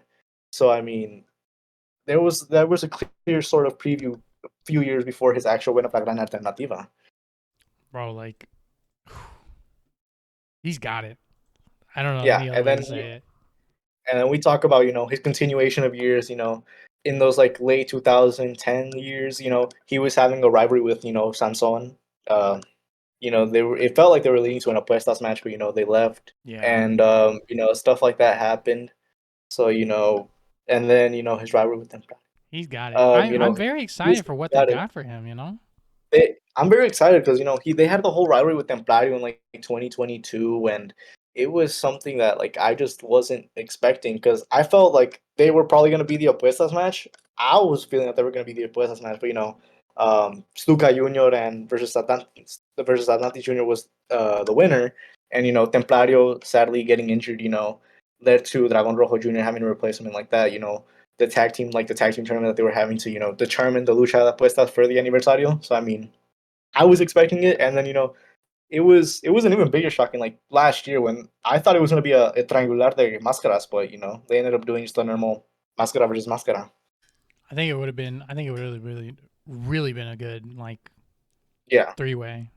But I felt like it would have been a great three-way, and I felt like it might have been the wrong choice, but we'll see how this ends up. Especially now that it was like November last year, early November last year. I think it was like the Dia de los Muertos función that Soberano Junior, after being a técnico for so many years, he it broke. He became a rudo. and it's He worked said he out was so tired. well. It has worked out very well. His actions with the crowd, the way that he's been able to get the crowd to boo him, and the female fans love him. Just yesterday we were saying he was taking his hoodie off slowly, and he like teased it, and the female fans are just going crazy. They were They were just they were just going going crazy. nuts. They were Yeah, going nuts, bro. I was like, the pop he got from just lifting up his hoodie a little bit. I was like, this guy, like, this he's guy's got a him in the star. palm of his hands, bro. Yeah, there's not many wrestlers that can do that.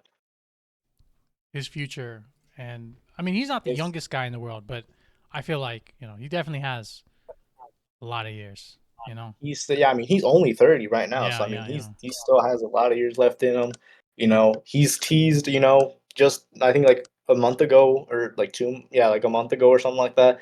It was revealed that he had a contract with New Japan. I mean, we might see him, appear in New Japan more frequently this year. Who knows? I mean, just today, well, by the time that we're talking about this, he's competing today in a Battle in the Valley with Rocky Romero going up against Máscara Dorada 2.0 and Volador Jr. So, I mean, big things are coming for him as El Lujo de la Lucha Libre. I'm hoping that he breaks through internationally like crazy this year because Yes, I think yes, that's what I'm hoping. he has the tools, he has the look, He's, he has the yep, attitude. He's about to reach like your 30s. I will say like your 30s, especially for men, that's when you're reaching kind of like your physical prime as well. So like yes, he's already like shredded, but yeah. I can only imagine what he's gonna look like in like 5 years. Oh, yeah, So we'll see. in 5 years, I'm expecting from Soberano Jr.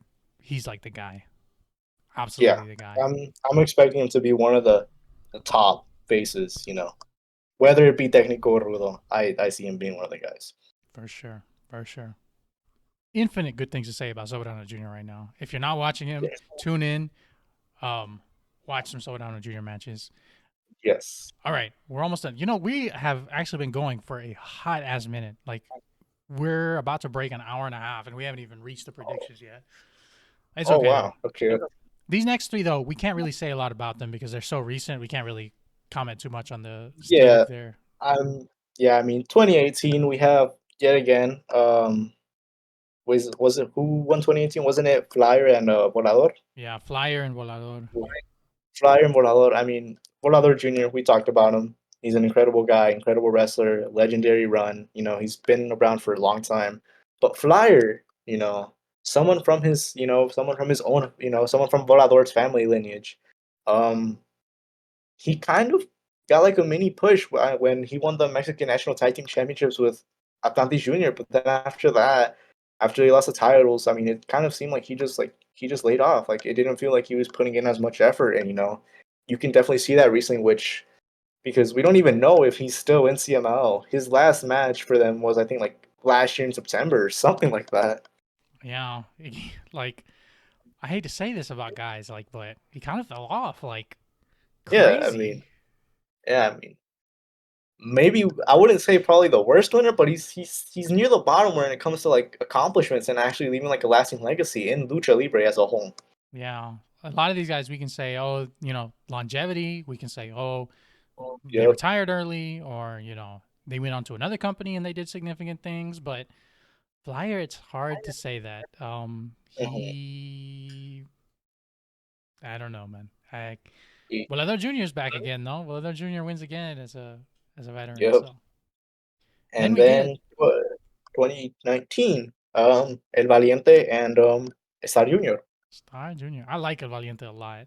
I'm not gonna I lie. like Valiente. I like Valiente. I mean, some of the moves that he does and some of the dives that he does are just insane.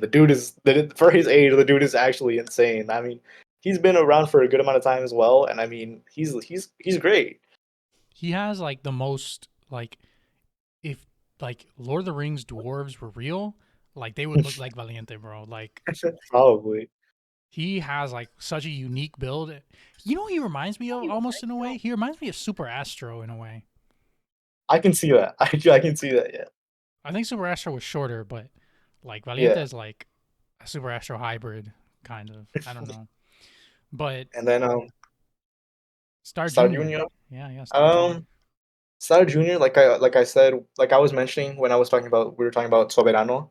Um, they won the Máscaras of Ramstein and El Cholo, which was honestly a pretty good match. Then you also had he did challenge. Like, I think it was like during the pandemic. He did challenge Templario. I think it was for his national middleweight title at the time, which was I mean it was a solid match. And then I think it was like 2022. I think it was like 2022. El Rey del Inframundo Torneo Cibernético. I think that's when he got injured, which left him on the shelf for months, and he didn't come back until like I think like mid 2023. I would say like like April, like May. It might have been like April, May, or June that he came back. And he's someone he's in a weird position where he'll sometimes be put up like in the main events, but then sometimes he'll be on the semis. Sometimes he'll be in even like the fourth or third matches. He's a very weird case. And then he finally won a championship last year, beating Los Infernales for the trios titles with the Volador Junior Atlantis, and I mean, he's had an interesting career to say the least. He still has time too. He's also a guy who's only 30, so he definitely. Yeah, I feel like they're trying to. I don't know, maybe like figure out where he's gonna slot in. But yeah, he has time. He has yeah. talent for sure. He took that destroyer from Mascara Dorada. Was that Máscara him? Dorada. Yeah. Yeah, He took that destroyer from Mascara Dorada, which I would say went pretty viral. Honestly, that was an it. incredible spot. Yeah, yeah, Um, he was good in that match, though. No, I don't have any bad things to say about Star Junior. It's just let's see where he. yeah. With a lot of It's these just recent interesting. winners, yeah, with a lot of We'll these see recent where winners, they it's end up. hard to see, where they're gonna fall in the future. But Yep. well, there's one And guy for then, sure. Yeah, well, we'll get to him after oh this yeah, next one. yep. We'll get to him. 2021, we have Euphoria as the veteran. Euphoria came back, and as the rookie, we have El Coyote. I mean, El Coyote, he's a very recent winner. Only winning in 2021. He's still I believe he's like somewhat young, so he still has time.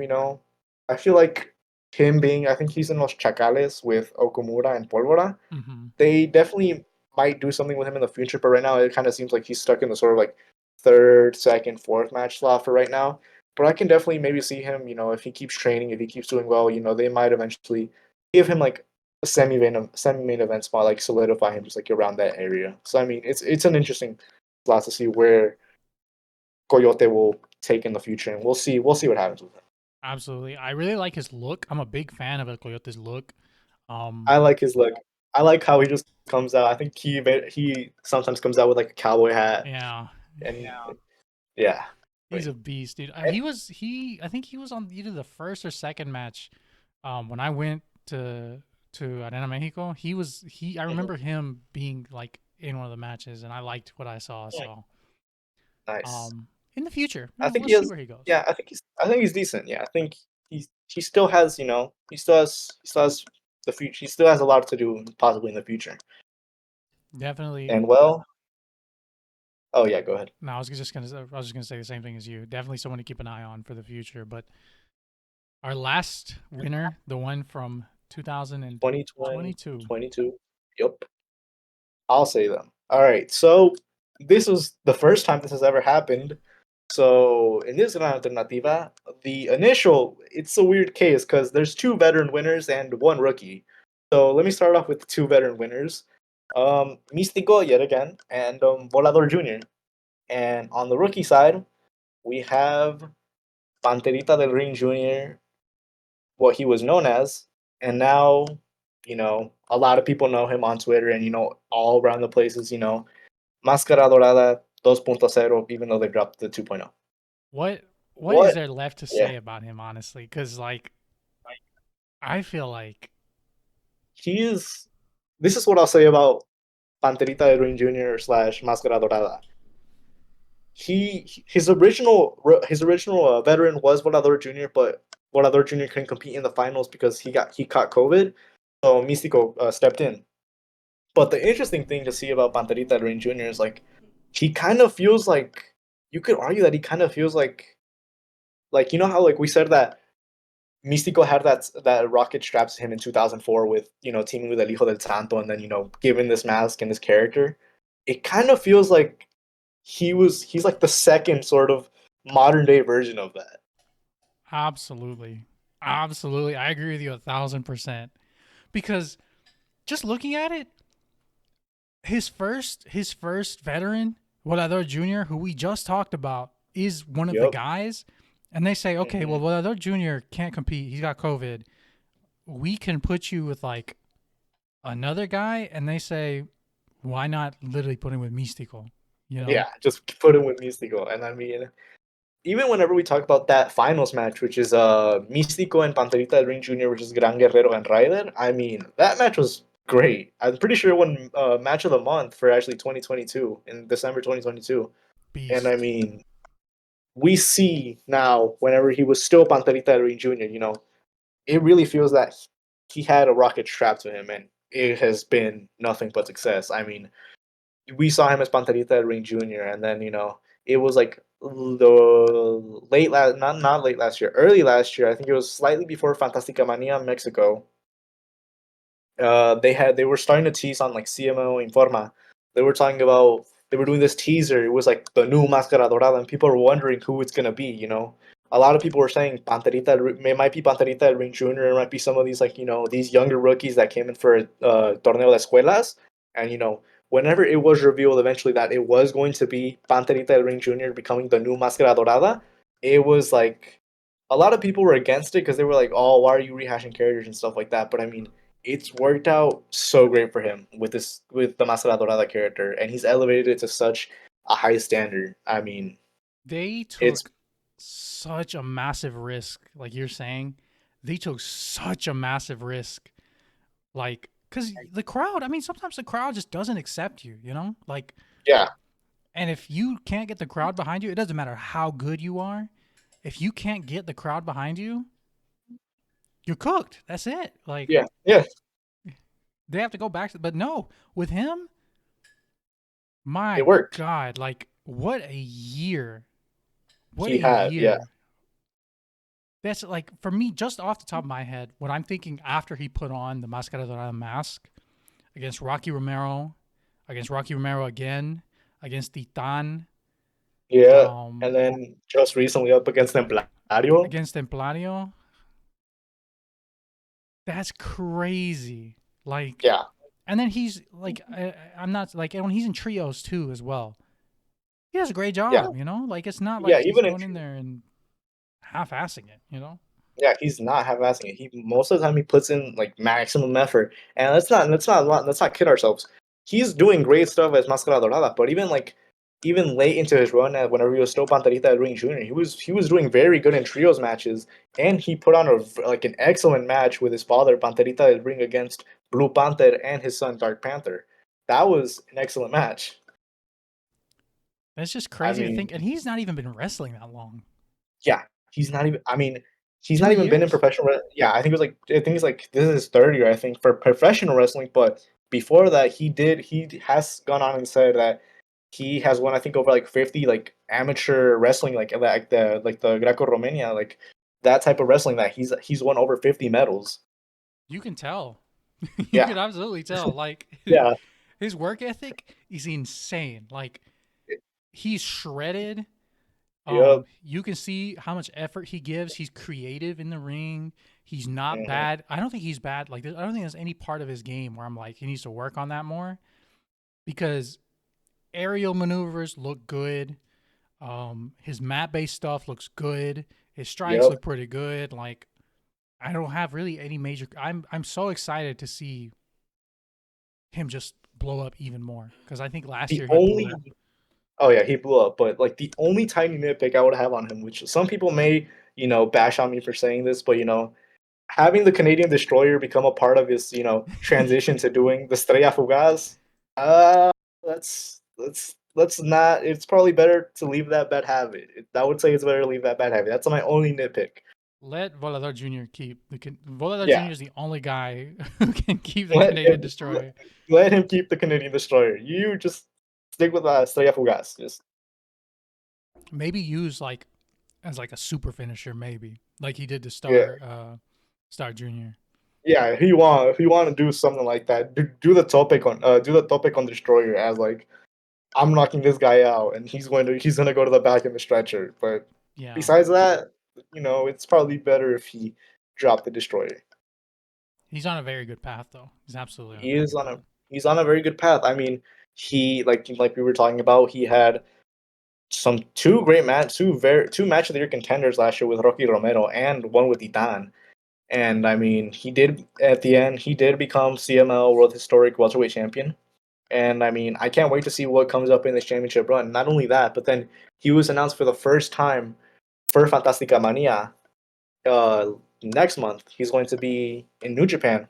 Well, in Japan, he's going to be wrestling in Japan for the first time as Mascara Dorada. So I mean, this was sort of a situation where it was like he won La Gran Alternativa in 2022, and like you could definitely tell that he was great, but he like just barely missed the mark on like participating in like Fantastica Mania 2023. He's coming this year, and this is a He's great transition because this gives us a transition right into the participants for this year's Gran Alternativa.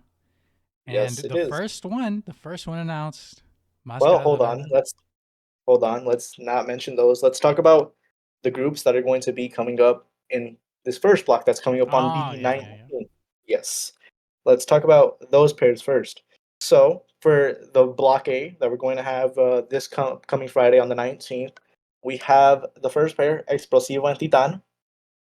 Then after that, we have Halcón Negro Jr. and Esfinge.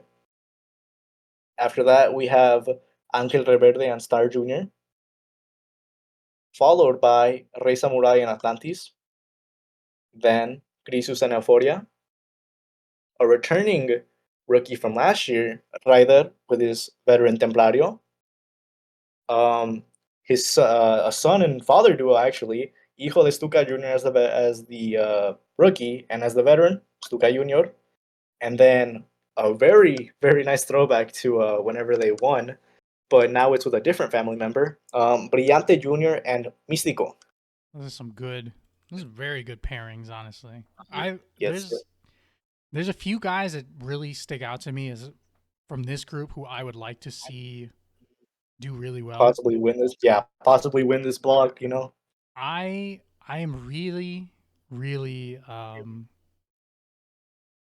looking for Ryder and Templario to do really well. Yeah, they're going. I feel like they're one of the ones that stood out to me. Another pairing that stood out to me a lot was Crisus and Euphoria. Like Crisus is a big dude. Like this dude is Yes, jacked, and then you pair him up with Euphoria, this giant. I mean, that's just Team Beast holy, right there. yeah, that's Team Beast right there. And I mean, you also have Los Estucas, which I honestly they might be my prediction to win this block. They're one of the top pairings that I think might win this block. Bro, I love Hijo de Stuka Jr. now. Ever since those Hijo de Stuka matches Jr. Yeah, with Los Villanos, like teaming yep, together against yeah. who was it, Los Divinos Laguneros. Los Divinos Laguneros, yep, Bro, I am team Hijo de Stuka Jr. and Stuka Jr. Like yeah. I agree with you, and I would like to see them win. I think you just named my top three. Like Ryder and Templario, I think that would be good for this Mhm, block. Hijo de Stuka mhm, Jr. would be good, and mhm. Crixus and Euphoria. Those are my Yeah, top three. I feel like those are good pairings, and then like I said, we have a throwback to, the 2000s with Brillante Jr. and Místico. Brillante Interesting. Jr. is a relative of Andrade El Idolo. He is a relative of Andrade El Idolo, and Andrade won with Místico as his veteran. So seeing one of his family members or one of his relatives, not participating in the tournament in 2024 and being paired up with the same veteran that he was paired up with back all the way in like the 2000s, it's a nice throwback. It's nice to see. Briante Jr. as a whole is solid. Is a solid rookie, even though he is a little reckless. He is a little reckless and he is a little rough around the edges. I agree. I agree. I think was he on last night? Yeah, he was on last night. He did good last night. He did good He last did do night. good last night. Recently, I don't know why, but as soon as Andrade returned for a couple of days, it seems that Briante Jr. has been having less mistakes, being a little less reckless. It was good. Like I You know, that's very good for his development. I will yeah, say, it's like, very good. he's shown a lot. Like I think he's shown a lot, and the more polished he gets, the better it's Better going he'll to turn be. out for him. Because he has Yeah, the I mean, talent. He has the talent for he has sure. the talent. Yeah, I mean, his athletic ability is pretty crazy. Who are you hoping to Now, see um, if you want to transition to Block B? Who are you hoping to see in that block? well, I mean, we have a lot of La Sangre. We have a lot of the younger rookies from the Torneo de Escuelas from was it last year? It was last. I think it was last year. I think Max Star and Volador Jr. would be a great pairing, especially because Max Star is a part of Los Depredadores, Volador Jr.'s faction. So I think that would be a very good pairing. I think possibly Futuro and like maybe someone like Valiente could be a good pairing. Oh, that would be Um, good. I think I think Averno should be a veteran. I think Averno should participate as a veteran. I'm not sure who I would exactly pick for him, but probably one of the Rudos. I mean, I would maybe pick. I'm not sure if he could be considered for this tournament, but Arlequín from he mainly wrestles in the Arena Coliseo de Guadalajara, but I feel like that would be an interesting pairing. I feel like they could work. I feel like they could work well. Could they put Um, in? This is just I guess, my thinking. I don't know if he could be. Could mhm. Beyond Tercero Junior be put in? I I I'm not sure. I don't think so. I don't think so because even though he did join CMLL just Mm-hmm. last year, I feel like he's like in his mid. I think he's in his mid 20s. So I don't. I mean, they could technically. I mean, they have pushed the limits before on like how old these participants can be, Mm-hmm. but I don't see him as someone that CML sees like, okay, this is a rookie that needs to be elevated. Oh yeah, you're Um, right. You're right. yeah. I Especially, I mean, mean, they have a yeah. I title mean, match next yeah. week, They have right? a title match. Yeah, this upcoming Tuesday they have a title match, and They're already someone else pretty that's over too, I will say. they are pretty, yeah, they are over as a tag team. And I mean, someone that a lot of people have been saying should be in, or they should consider putting in, is a very interesting name. Which honestly, I'm not sure if he would fit, just like Villano Tercero Jr. Sandokan Jr. He's an Oh interesting man, case. He is an yeah, interesting case to say the least. yeah. Because I mean, he's like he's rocketing up the card. We talked about this before. He's He, rocketing up yeah, he is. crazy. He is rock. I mean, just today in Arena Coliseo, Peru 77, he's facing Star Jr. in the semifinal match. I mean, that's not something. I don't think that's something a participant you would expect or a rookie you would expect from La Gran Alternativa. But He literally went and it's worked he New went and Japan worked already. New Japan. Yeah, he already. It was unexpected because people were like, Who's this Z person that Yota Tsuji's talking about?" And it ended up being Sandokan Jr. And it was like, not only that, but he participated in the World Tag League, which is New Japan. Not you don't expect it would have been like a while since I think CML sent like an actual tag team or like a superstar over for the World Tag League. So I mean, seeing Sandokan Jr. Make his New Japan debut so quickly when he's still pretty early into his career. It's honestly kind of crazy. That is like he did. I mean, he came close to being accepted into Los Ingobernables de Japón as well. Like Yes, Naito was yes, he like was. next time. So Yeah, he was like, next time you come, and it's like even not only that, but then you think about it, like his connection not only with like fans in like Arena Mexico, but then people on like people in Japan whenever he was his matches he was teaming up with Yota, he gained a lot of fans in Japan as well, not only in Mexico, but he definitely has a lot of fans in Japan as well. I mean, he's one of those luchadors that like they went for the first time and he had success. He just had success instantly. He gained so Absolutely. many fans. Yeah, Absolutely. Dude, they made so many fan arts of him that he would retweet and I'd be like, yeah, these are so good. Like, dude, yes. and they would And always it's like, put like clips of him too. Like New Japan's like yes, channels, they post clips of him. There'd be a ton of people in the comments, like Japanese yeah, they're fans like this talking dude about is sick. This dude is yeah, bring him. I'm sure 100% they're going to bring him back like many, yeah. many times. I'm sure maybe Fantastica Mania Mexico, since he's not in Fantastica Mania Japón for February next month, but maybe Fantastica Mania Mexico he'll be, who knows, maybe he and Yota will team up to face a tag team in the 91 aniversario. It's possible. We don't know, but he is an interesting case where he's been given so much stuff and all these opportunities and he's done very well with them. And it's honestly kind of difficult to see him how he's been giving all these like big like superstar opportunities and he's done very well with them, and it's honestly kind of hard to see him being treated as like a rookie that he's That needs already this somewhat tournament, yeah. established, yeah, that needs this tournament win. Like it's I don't really see him needing the tournament win or even needing to be in the tournament in general, but we'll see. Yeah, He's an interesting absolutely. case. Neon and Mascara Dorada 2.0, as we Are know, the first pairing, yep, for Block B. Um, the only one that we know so far for Block yeah, B. yep. And I look, it's hard to like say that for me it's like that is such an easy choice to pick as these guys should win Yeah, because I'm like on both of them I'm like these guys are amazing, like the stuff that Neon is putting on week after week whenever he's booked.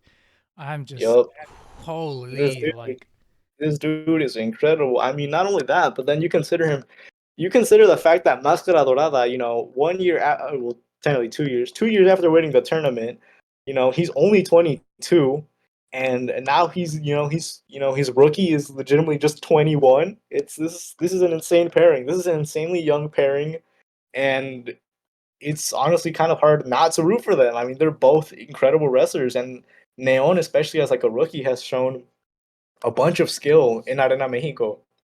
bro, so much He's always one of the skill, highlights. yeah, Yeah, talent, effort, like bro, this guy. I mean, Neon was in La Gran Alternativa 2022, and I mean, he did well, but he didn't win because he was, but from the span of La Gran Alternativa 2022 to La Gran Alternativa 2024, he has grown insane. Like he has grown a lot. He has become way better in ring, and you can tell that he definitely has a lot of fans. And he's been able to pull off these insane stunts. It's kind of difficult that you don't want to root for him. Like he's out of like the rookies that I've seen, out of like all the list of rookies that have been named so far, it's kind of like hard because I definitely feel like he's the one that's evolved the most or gained the most experience the most. For sure, absolutely. Like And this is gonna be such an interesting time. Like I am so excited for these tournaments. Like it just let's just get it going already. You know, like let's watch yeah, this like shit. You know, it's interesting to see because not only that, but then you think about like Neon, he just like Máscara Dorada, so he will not just like Máscara Dorada, but similar to Máscara Dorada, just last year he had some very good matches. Like his performance in Torneo de Escuelas, I mean, he had a very good performance in that in that tournament. bro, that And match with Futuro against uh, Magnus and yes, Trujillo, yes, from a Viernes Espectacular. I can't remember which one exactly, but that National Tag Team Championship match. I mean, that match legitimately only went 13 minutes, and wow, just the amount of action that they packed in there was insane. Both teams had great chemistry and they worked very well with each other, which even from, someone that, Dave Meltzer, someone that, probably wouldn't have given as much recognition, he saw the praise for it and he gave it 4 3/4 stars. I mean, that's high praise. That is that's very high insane. praise. God, it was so good too. I have to go back and watch. I have to pay for the subscription and go back and watch it. Yeah. I've been putting it off for so long because I've been like I want them to like build up so then I can just like binge watch a lot of them at once. Oh yeah, yeah. And I Which mean, it's been like it 6 months it now, right? quite 7 months. something like that. And I mean, like you were talking about their match, it won match of the month for that month, and it's going to be their rematch is happening just this upcoming Friday. It's gonna be so good. It's gonna be so It's good. yeah, yeah. I mean, Let's it's see if going we to be can capture that top the lightning in first a one. bottle. Yeah. Yep, yep, God, it's gonna be a good, yeah. really good week. I All mean, right. like we've been saying, other possible participants, like we said, Max Star.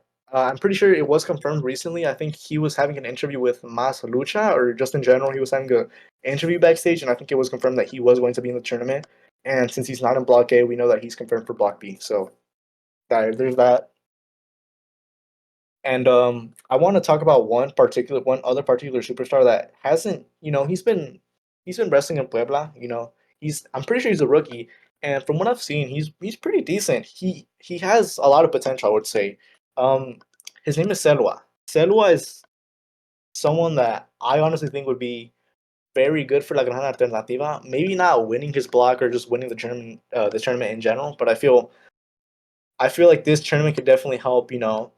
Give him some experience. I don't know who exactly his veteran would be, maybe Guerrero Maya Jr., but I feel like Selwa could be in this tournament, and I feel he could do well, and it would definitely give him some experience that he needs. And that's one of the good things about this tournament is like not everyone has to win. You know, Exactly. and the point I feel like, and something that can really be accomplished is you can get a lot of people those extra reps, that extra Hmm. exposure, that Exactly. experience, and that like we were talking about earlier, you don't even have to win this tournament to like You don't go on and be become somebody. this. Well, I our mean, just like junior we didn't talked win about. it. Yeah, he Yeah, didn't win as a rookie. Morelos Jr. didn't win as a rookie, and I mean, look at him. He's one of the top stars in CML. he tried tons of times as a rookie and as a veteran. He lost And both many times, and then eventually, he won as a veteran, but 3 times he's now, someone. I Yeah, think. So I think so. Yeah, I think. Well, if we consider the one where he got COVID, then I think technically 3 times. Yeah, yeah, I'll give him that one because yeah, I mean he can't help that, I yeah, guess. yeah. He couldn't. Yeah. So I mean, this year's case is honestly very interesting because you think of the possible pairings that we could get for the finals. Because like from the block A, like I was talking about block A, like you could have Brillante Jr. Capturing that, maybe winning with Místico, just like Andrade El Idolo, his relative, won with Místico in the 2000s. We could have that happen again, and who knows? Even though I feel like he's someone that doesn't really need it because how Andrade came back recently, it definitely felt like CML were definitely trusting him a lot more, and they definitely have something planned for him. So I don't really feel that, and he's in Fantastica Mania, so I don't feel that he's someone that particularly needs this tournament win. I feel like it would just be something extra to add on. Yeah, padding the resume. Yeah, padding the resume. And then I mean, you have other people like Grisus who I mean, Grisus has is definitely still green, but he's shown potential. He's shown potential and he definitely has assets that CML likes in a wrestler. Yeah, he looks like a Greek god, bro. Like, Yeah. Yeah. I mean, look, I feel like Grisus should get somewhat far in this tournament, but not win the block. there's a lot of guys. I feel like there's a lot of really good Yeah. performances we're about to see from this tournament. So Yeah. And I mean, you even look at like the talents from like Guadalajara or Puebla, you know, Angel Rebelde.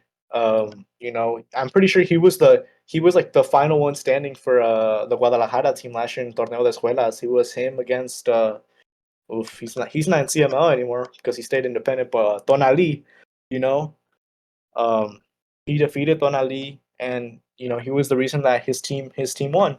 bro, he needs to go get out of IWRG, brother. Come on. We'll talk about him another time. But yeah, I mean Angel it looked like from what it seemed like they were planning something with Angel Rebelde, but I mean, after that, they had like another Torneo Cibernético where it was like a singles one, but he didn't win that one. I think Rey Samurai won that one. And after that, he hasn't really appeared in Arena Mexico too much. He's just been, wrestling occasional matches in Arena Coliseo de Guadalajara. I mean, that's about it that he's been doing. But it's great to see that he will be coming back to Arena Mexico and he's going to be participating in this tournament for Block A. Hell yeah. How old is Angel Rebelde? Is it pretty Angel young? Rebelde, I think he's like mid 20s. I think. Okay, so he's I think still he's he's like still real young though. yeah, He's still real young. yeah. He's like 25. Yeah, it's like he still got yeah he still has a lot of years left. He might Um, he might maybe he's got other things like in his life going on or something. He can't get yeah, done or something. yeah, it's possible. And well, Rey Samurai, from Puebla, he's someone that I think has been with CML for some time now. I think I saw him in a match. I think it was like 2017, 2018, somewhere around that time. But he has shown some impressiveness. I was very impressed with his performances last year. He has some very cool tricks that he can pull off, but I don't think he's someone that's particularly ready or that exactly needs this win. Just from the experience, I don't think he's quite there yet to win a tournament like this to elevate him to superstardom. I love his matching gear with um La Fuerza Poblana. yes, bro. I think that gear looks Yes, so good. The white and the yes, blue. yes. His mask is also sick. So I mean, but yeah, he's someone that he has some experience, but he's gained some experience, but he doesn't quite need it yet. He would be someone that he needs to get his reps in. He needs to get some reps in more before he can fully win a tournament like this. And then Hijo de Stuka Jr. Um, we sort of talked on him a little bit, but I mean, he is someone I would say would probably be in like my top 3 or top 4 people who should win this tournament. But I'm not sure if CML trusts him that much. That's my problem with it. Mm. He's shown a lot of I would yeah, I would this is definitely I feel like for him this is definitely like I would like to see him win because I just really like him, but Mhm. maybe yeah, he needs more reps, I guess. Yeah, Just more he might need time. more reps. Not only that, but for example, if he wins, it like yes, he might. He's if he wins, he's going to win with his dad. But then it's like, what comes after that for him? Does like a title win come for him? Is he going to be pushed up the card? Because like you might be like, oh, pair him up with his dad. But the problem there is that his dad is already in Los Guerreros Laguneros, so Yeah, there's yeah. kind of a clash there, and it's very rare for CML to do like 4-on-4 matches. So it would Yeah. be sort of like out of place for him. You would have to yeah, cuz then you'd have to kind of like designate him um almost like lower. And Yeah, then what how did that help at all, you know? He's just yeah, back where he that how started. does the tournament yeah. You would just like put him in like the semifinal or something like that, like it would sort of feel somewhat useless. Damn. Also, we just crossed actually 2 hours on here, Wow. so we probably should get ready to wrap it up here. For anyone who's still Yes. listening, thank you for Yeah. tuning in. Yes. We've been going like crazy. I'm gonna We have to have been edit going. this. Yeah, I'm gonna have to edit this tomorrow, um, and make it all nice and polished. Yeah. I'll probably put this out tomorrow or Monday, honestly. So All right. we'll have So this yeah, up. yeah. For Block A, let's both share who we think should win Block A. All right, Block A. I am a bigger fan of Brillante Jr. and Místico, but I think the winner should be Ryder and Templario. Ryder and Templario. That's who I'm going We with. didn't even we didn't even talk on Ryder, but I mean, Ryder is he's great. Bro, he has He's that great. aura. He has those Ryder He bugs with had him. he has the Rider Bucks with him. He has that aura and he has the Rider Bucks, occasionally teaming up with like Akuma or like just La Ola Negra in general. He occasionally teams up with them. But yeah, he's someone that participated in the 2022 Gran Alternativa as well, and he made it to the finals actually. Yeah, yeah. Just losing to Panterita del Rey Jr. and Místico. So I mean, could we see him possibly, making up for that finals loss in 2022 and him winning the tournament in 2024 to elevate him to that superstardom? He We will could. see. Yeah, he could run it He back. could. He really could. And I've He really like could. I think Ryder's like there's that one highlight that I keep seeing a ton. Like people really, really like it. The one with Neon and Mhm. Ryder's Oh like yeah. he catches him and he Yes. power bombs him into the barricade. Like, Yes, that one. Like that. Those two, Neon and Ryder, they have great chemistry. could you imagine that fighter? Ryder, Templario, Neon, Mascarada 2.0, two If guys. Like those are four guys who've already who like worked really face well each together. other. Yes, yes. That could be So really special. Ooh. yeah, that could be great. I would definitely I definitely wouldn't mind that as the final. I think that would be a great final, and who knows, maybe it'll happen. But for me personally, I'm feeling for Block A. I'm feeling like they're going to take the chance with him, but I don't think they're going to win the tournament. They're going to win Block A, but they're not going to win the entire tournament. I'm going with Hijo de Stuka Jr. and Stuka Jr. as the winners of Block A. Simply for the fact that I feel that it's going to show that Hijo de Stuka Jr. does hold some importance to the promotion. But the only reason why they're probably not going to have him win the tournament is, like I told you, the issues with the 3v3 matches and the 4v4 matches, and stuff like that. So I feel like they'll get to the finals, but they're not going to win the tournament overall. I think that's a really good pick as well. I think that's a really good Yes. pick. I agree. I agree with everything you said. If they get to the finals, I could see them not winning, but I could see them both having just really good tournaments. I really Yes. like Stuka Jr. too. Both of these Yes. guys, even the Stuka Jr. and Stuka Jr., I like them both. So, Yes. So, um, and then for Block B, like we've said, they haven't revealed the entirety of Block B, but we know two groups probably for certain. So we have Neon and Máscara Dorada, and then probably Maxistar and Volador Jr. And I mean, from we know from Block B, I feel like there's really no. I feel like even when they reveal the names, it's probably going to be like undeniable that Block B, in my opinion, should be won by Neon and Máscara Dorada. Neon has, like I said, he has shown such a high increase in experience and just wrestling ability from 2020, like Gran Alternativa 2022 to now. So I feel like he's ready, and I feel like he's ready to have that rocket strapped onto him. Like just like Panterita, there's like they took the risk with Panterita Ring Jr. and now Máscara Dorada.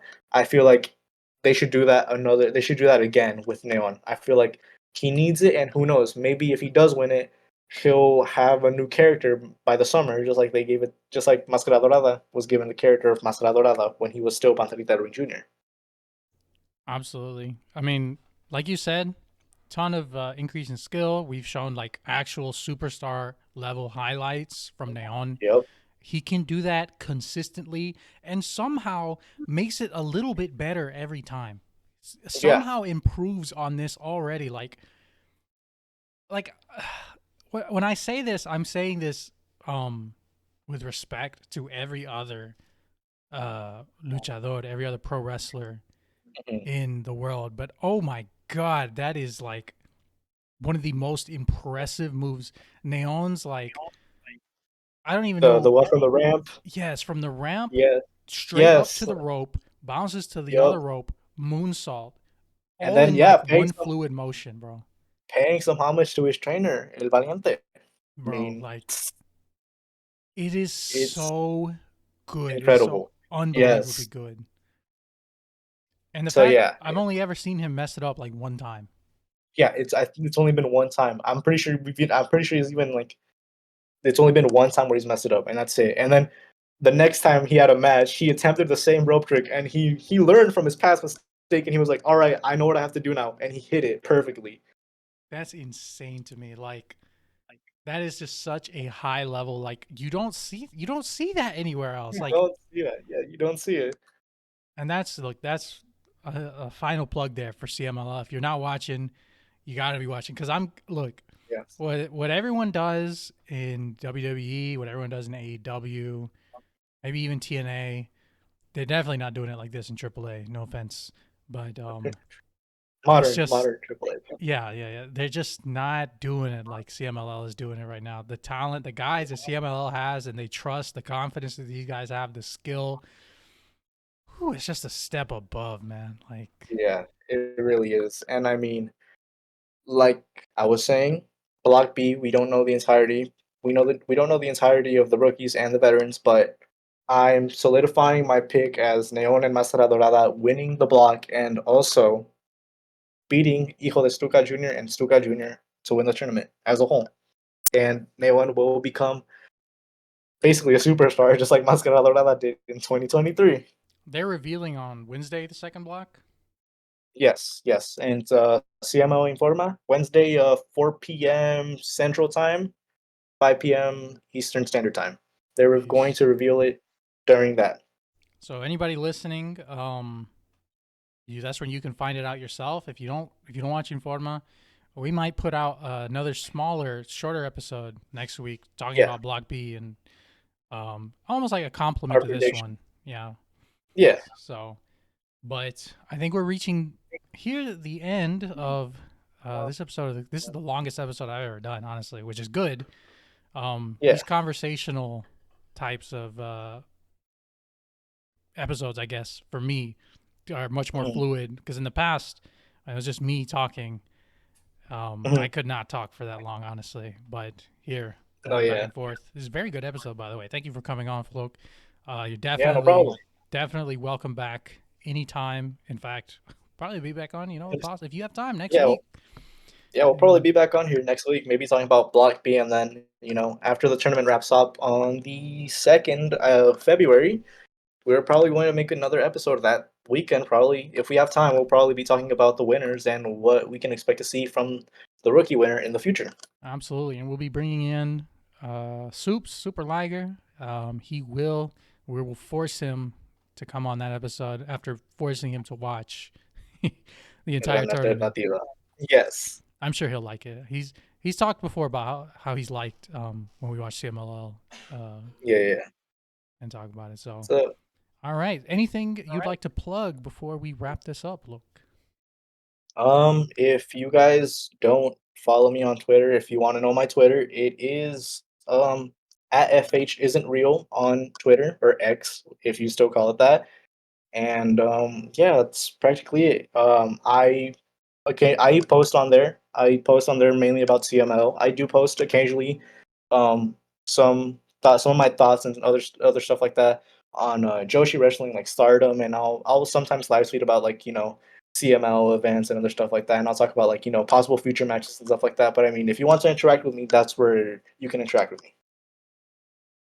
Awesome, awesome, awesome. And I can't say enough good things about Floke. I highly recommend if you don't follow him, absolutely follow him. Very informative, always um, bringing up some good discussions on lucha, especially modern and I don't know. I really enjoy seeing your posts online, Floke, and not to get Yeah, sentimental or anything on here, but absolutely great account to follow.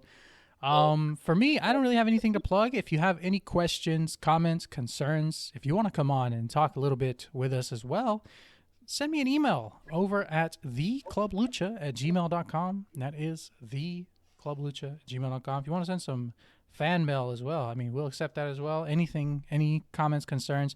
The only thing that email gets right now is like TikTok notification emails, which I don't know why it's set every time like somebody likes or sends me a message on TikTok, they have to send me an email as well. That's the only that's thing that strange. that inbox is filled with. So if anyone would like to send, maybe your thoughts Yeah. or how you're feeling about Questions? lucha, questions, concerns, things you'd like us to talk about on here as well. More Yes. than happy to take some of that as well. And I do apologize. I haven't even mentioned it, but I hadn't put on an episode in a while. That Once. is Yeah. my fault. Just a Yeah, couple. I think October was the last time I put out an episode, and so much has happened between October and now Yeah. that I should have put out an episode, but I just couldn't find the time. You know how life gets, work. Yeah. Actually, for my job, it's actually been our busy season. Weirdly enough, a lot of people's jobs slowed down for the holidays, but mine kind of picked up. But able to find some time now, so we'll get much more regular episodes. And who knows, maybe we'll put out more than 4 episodes this Yeah. year. Yeah, maybe. Maybe next month we'll talk about what's Fantastica Mania. Who knows? Maybe once the lineups are revealed for Fantastica Mania, we'll talk about you know what our thoughts are on the rosters and on the matches. And then for March, maybe Homenaje a dos Leyendas, but we'll see. Absolutely. So, I guess that's it for this episode. For everyone listening, thank you so much. Truly appreciate it. And we will see you next time. Peace.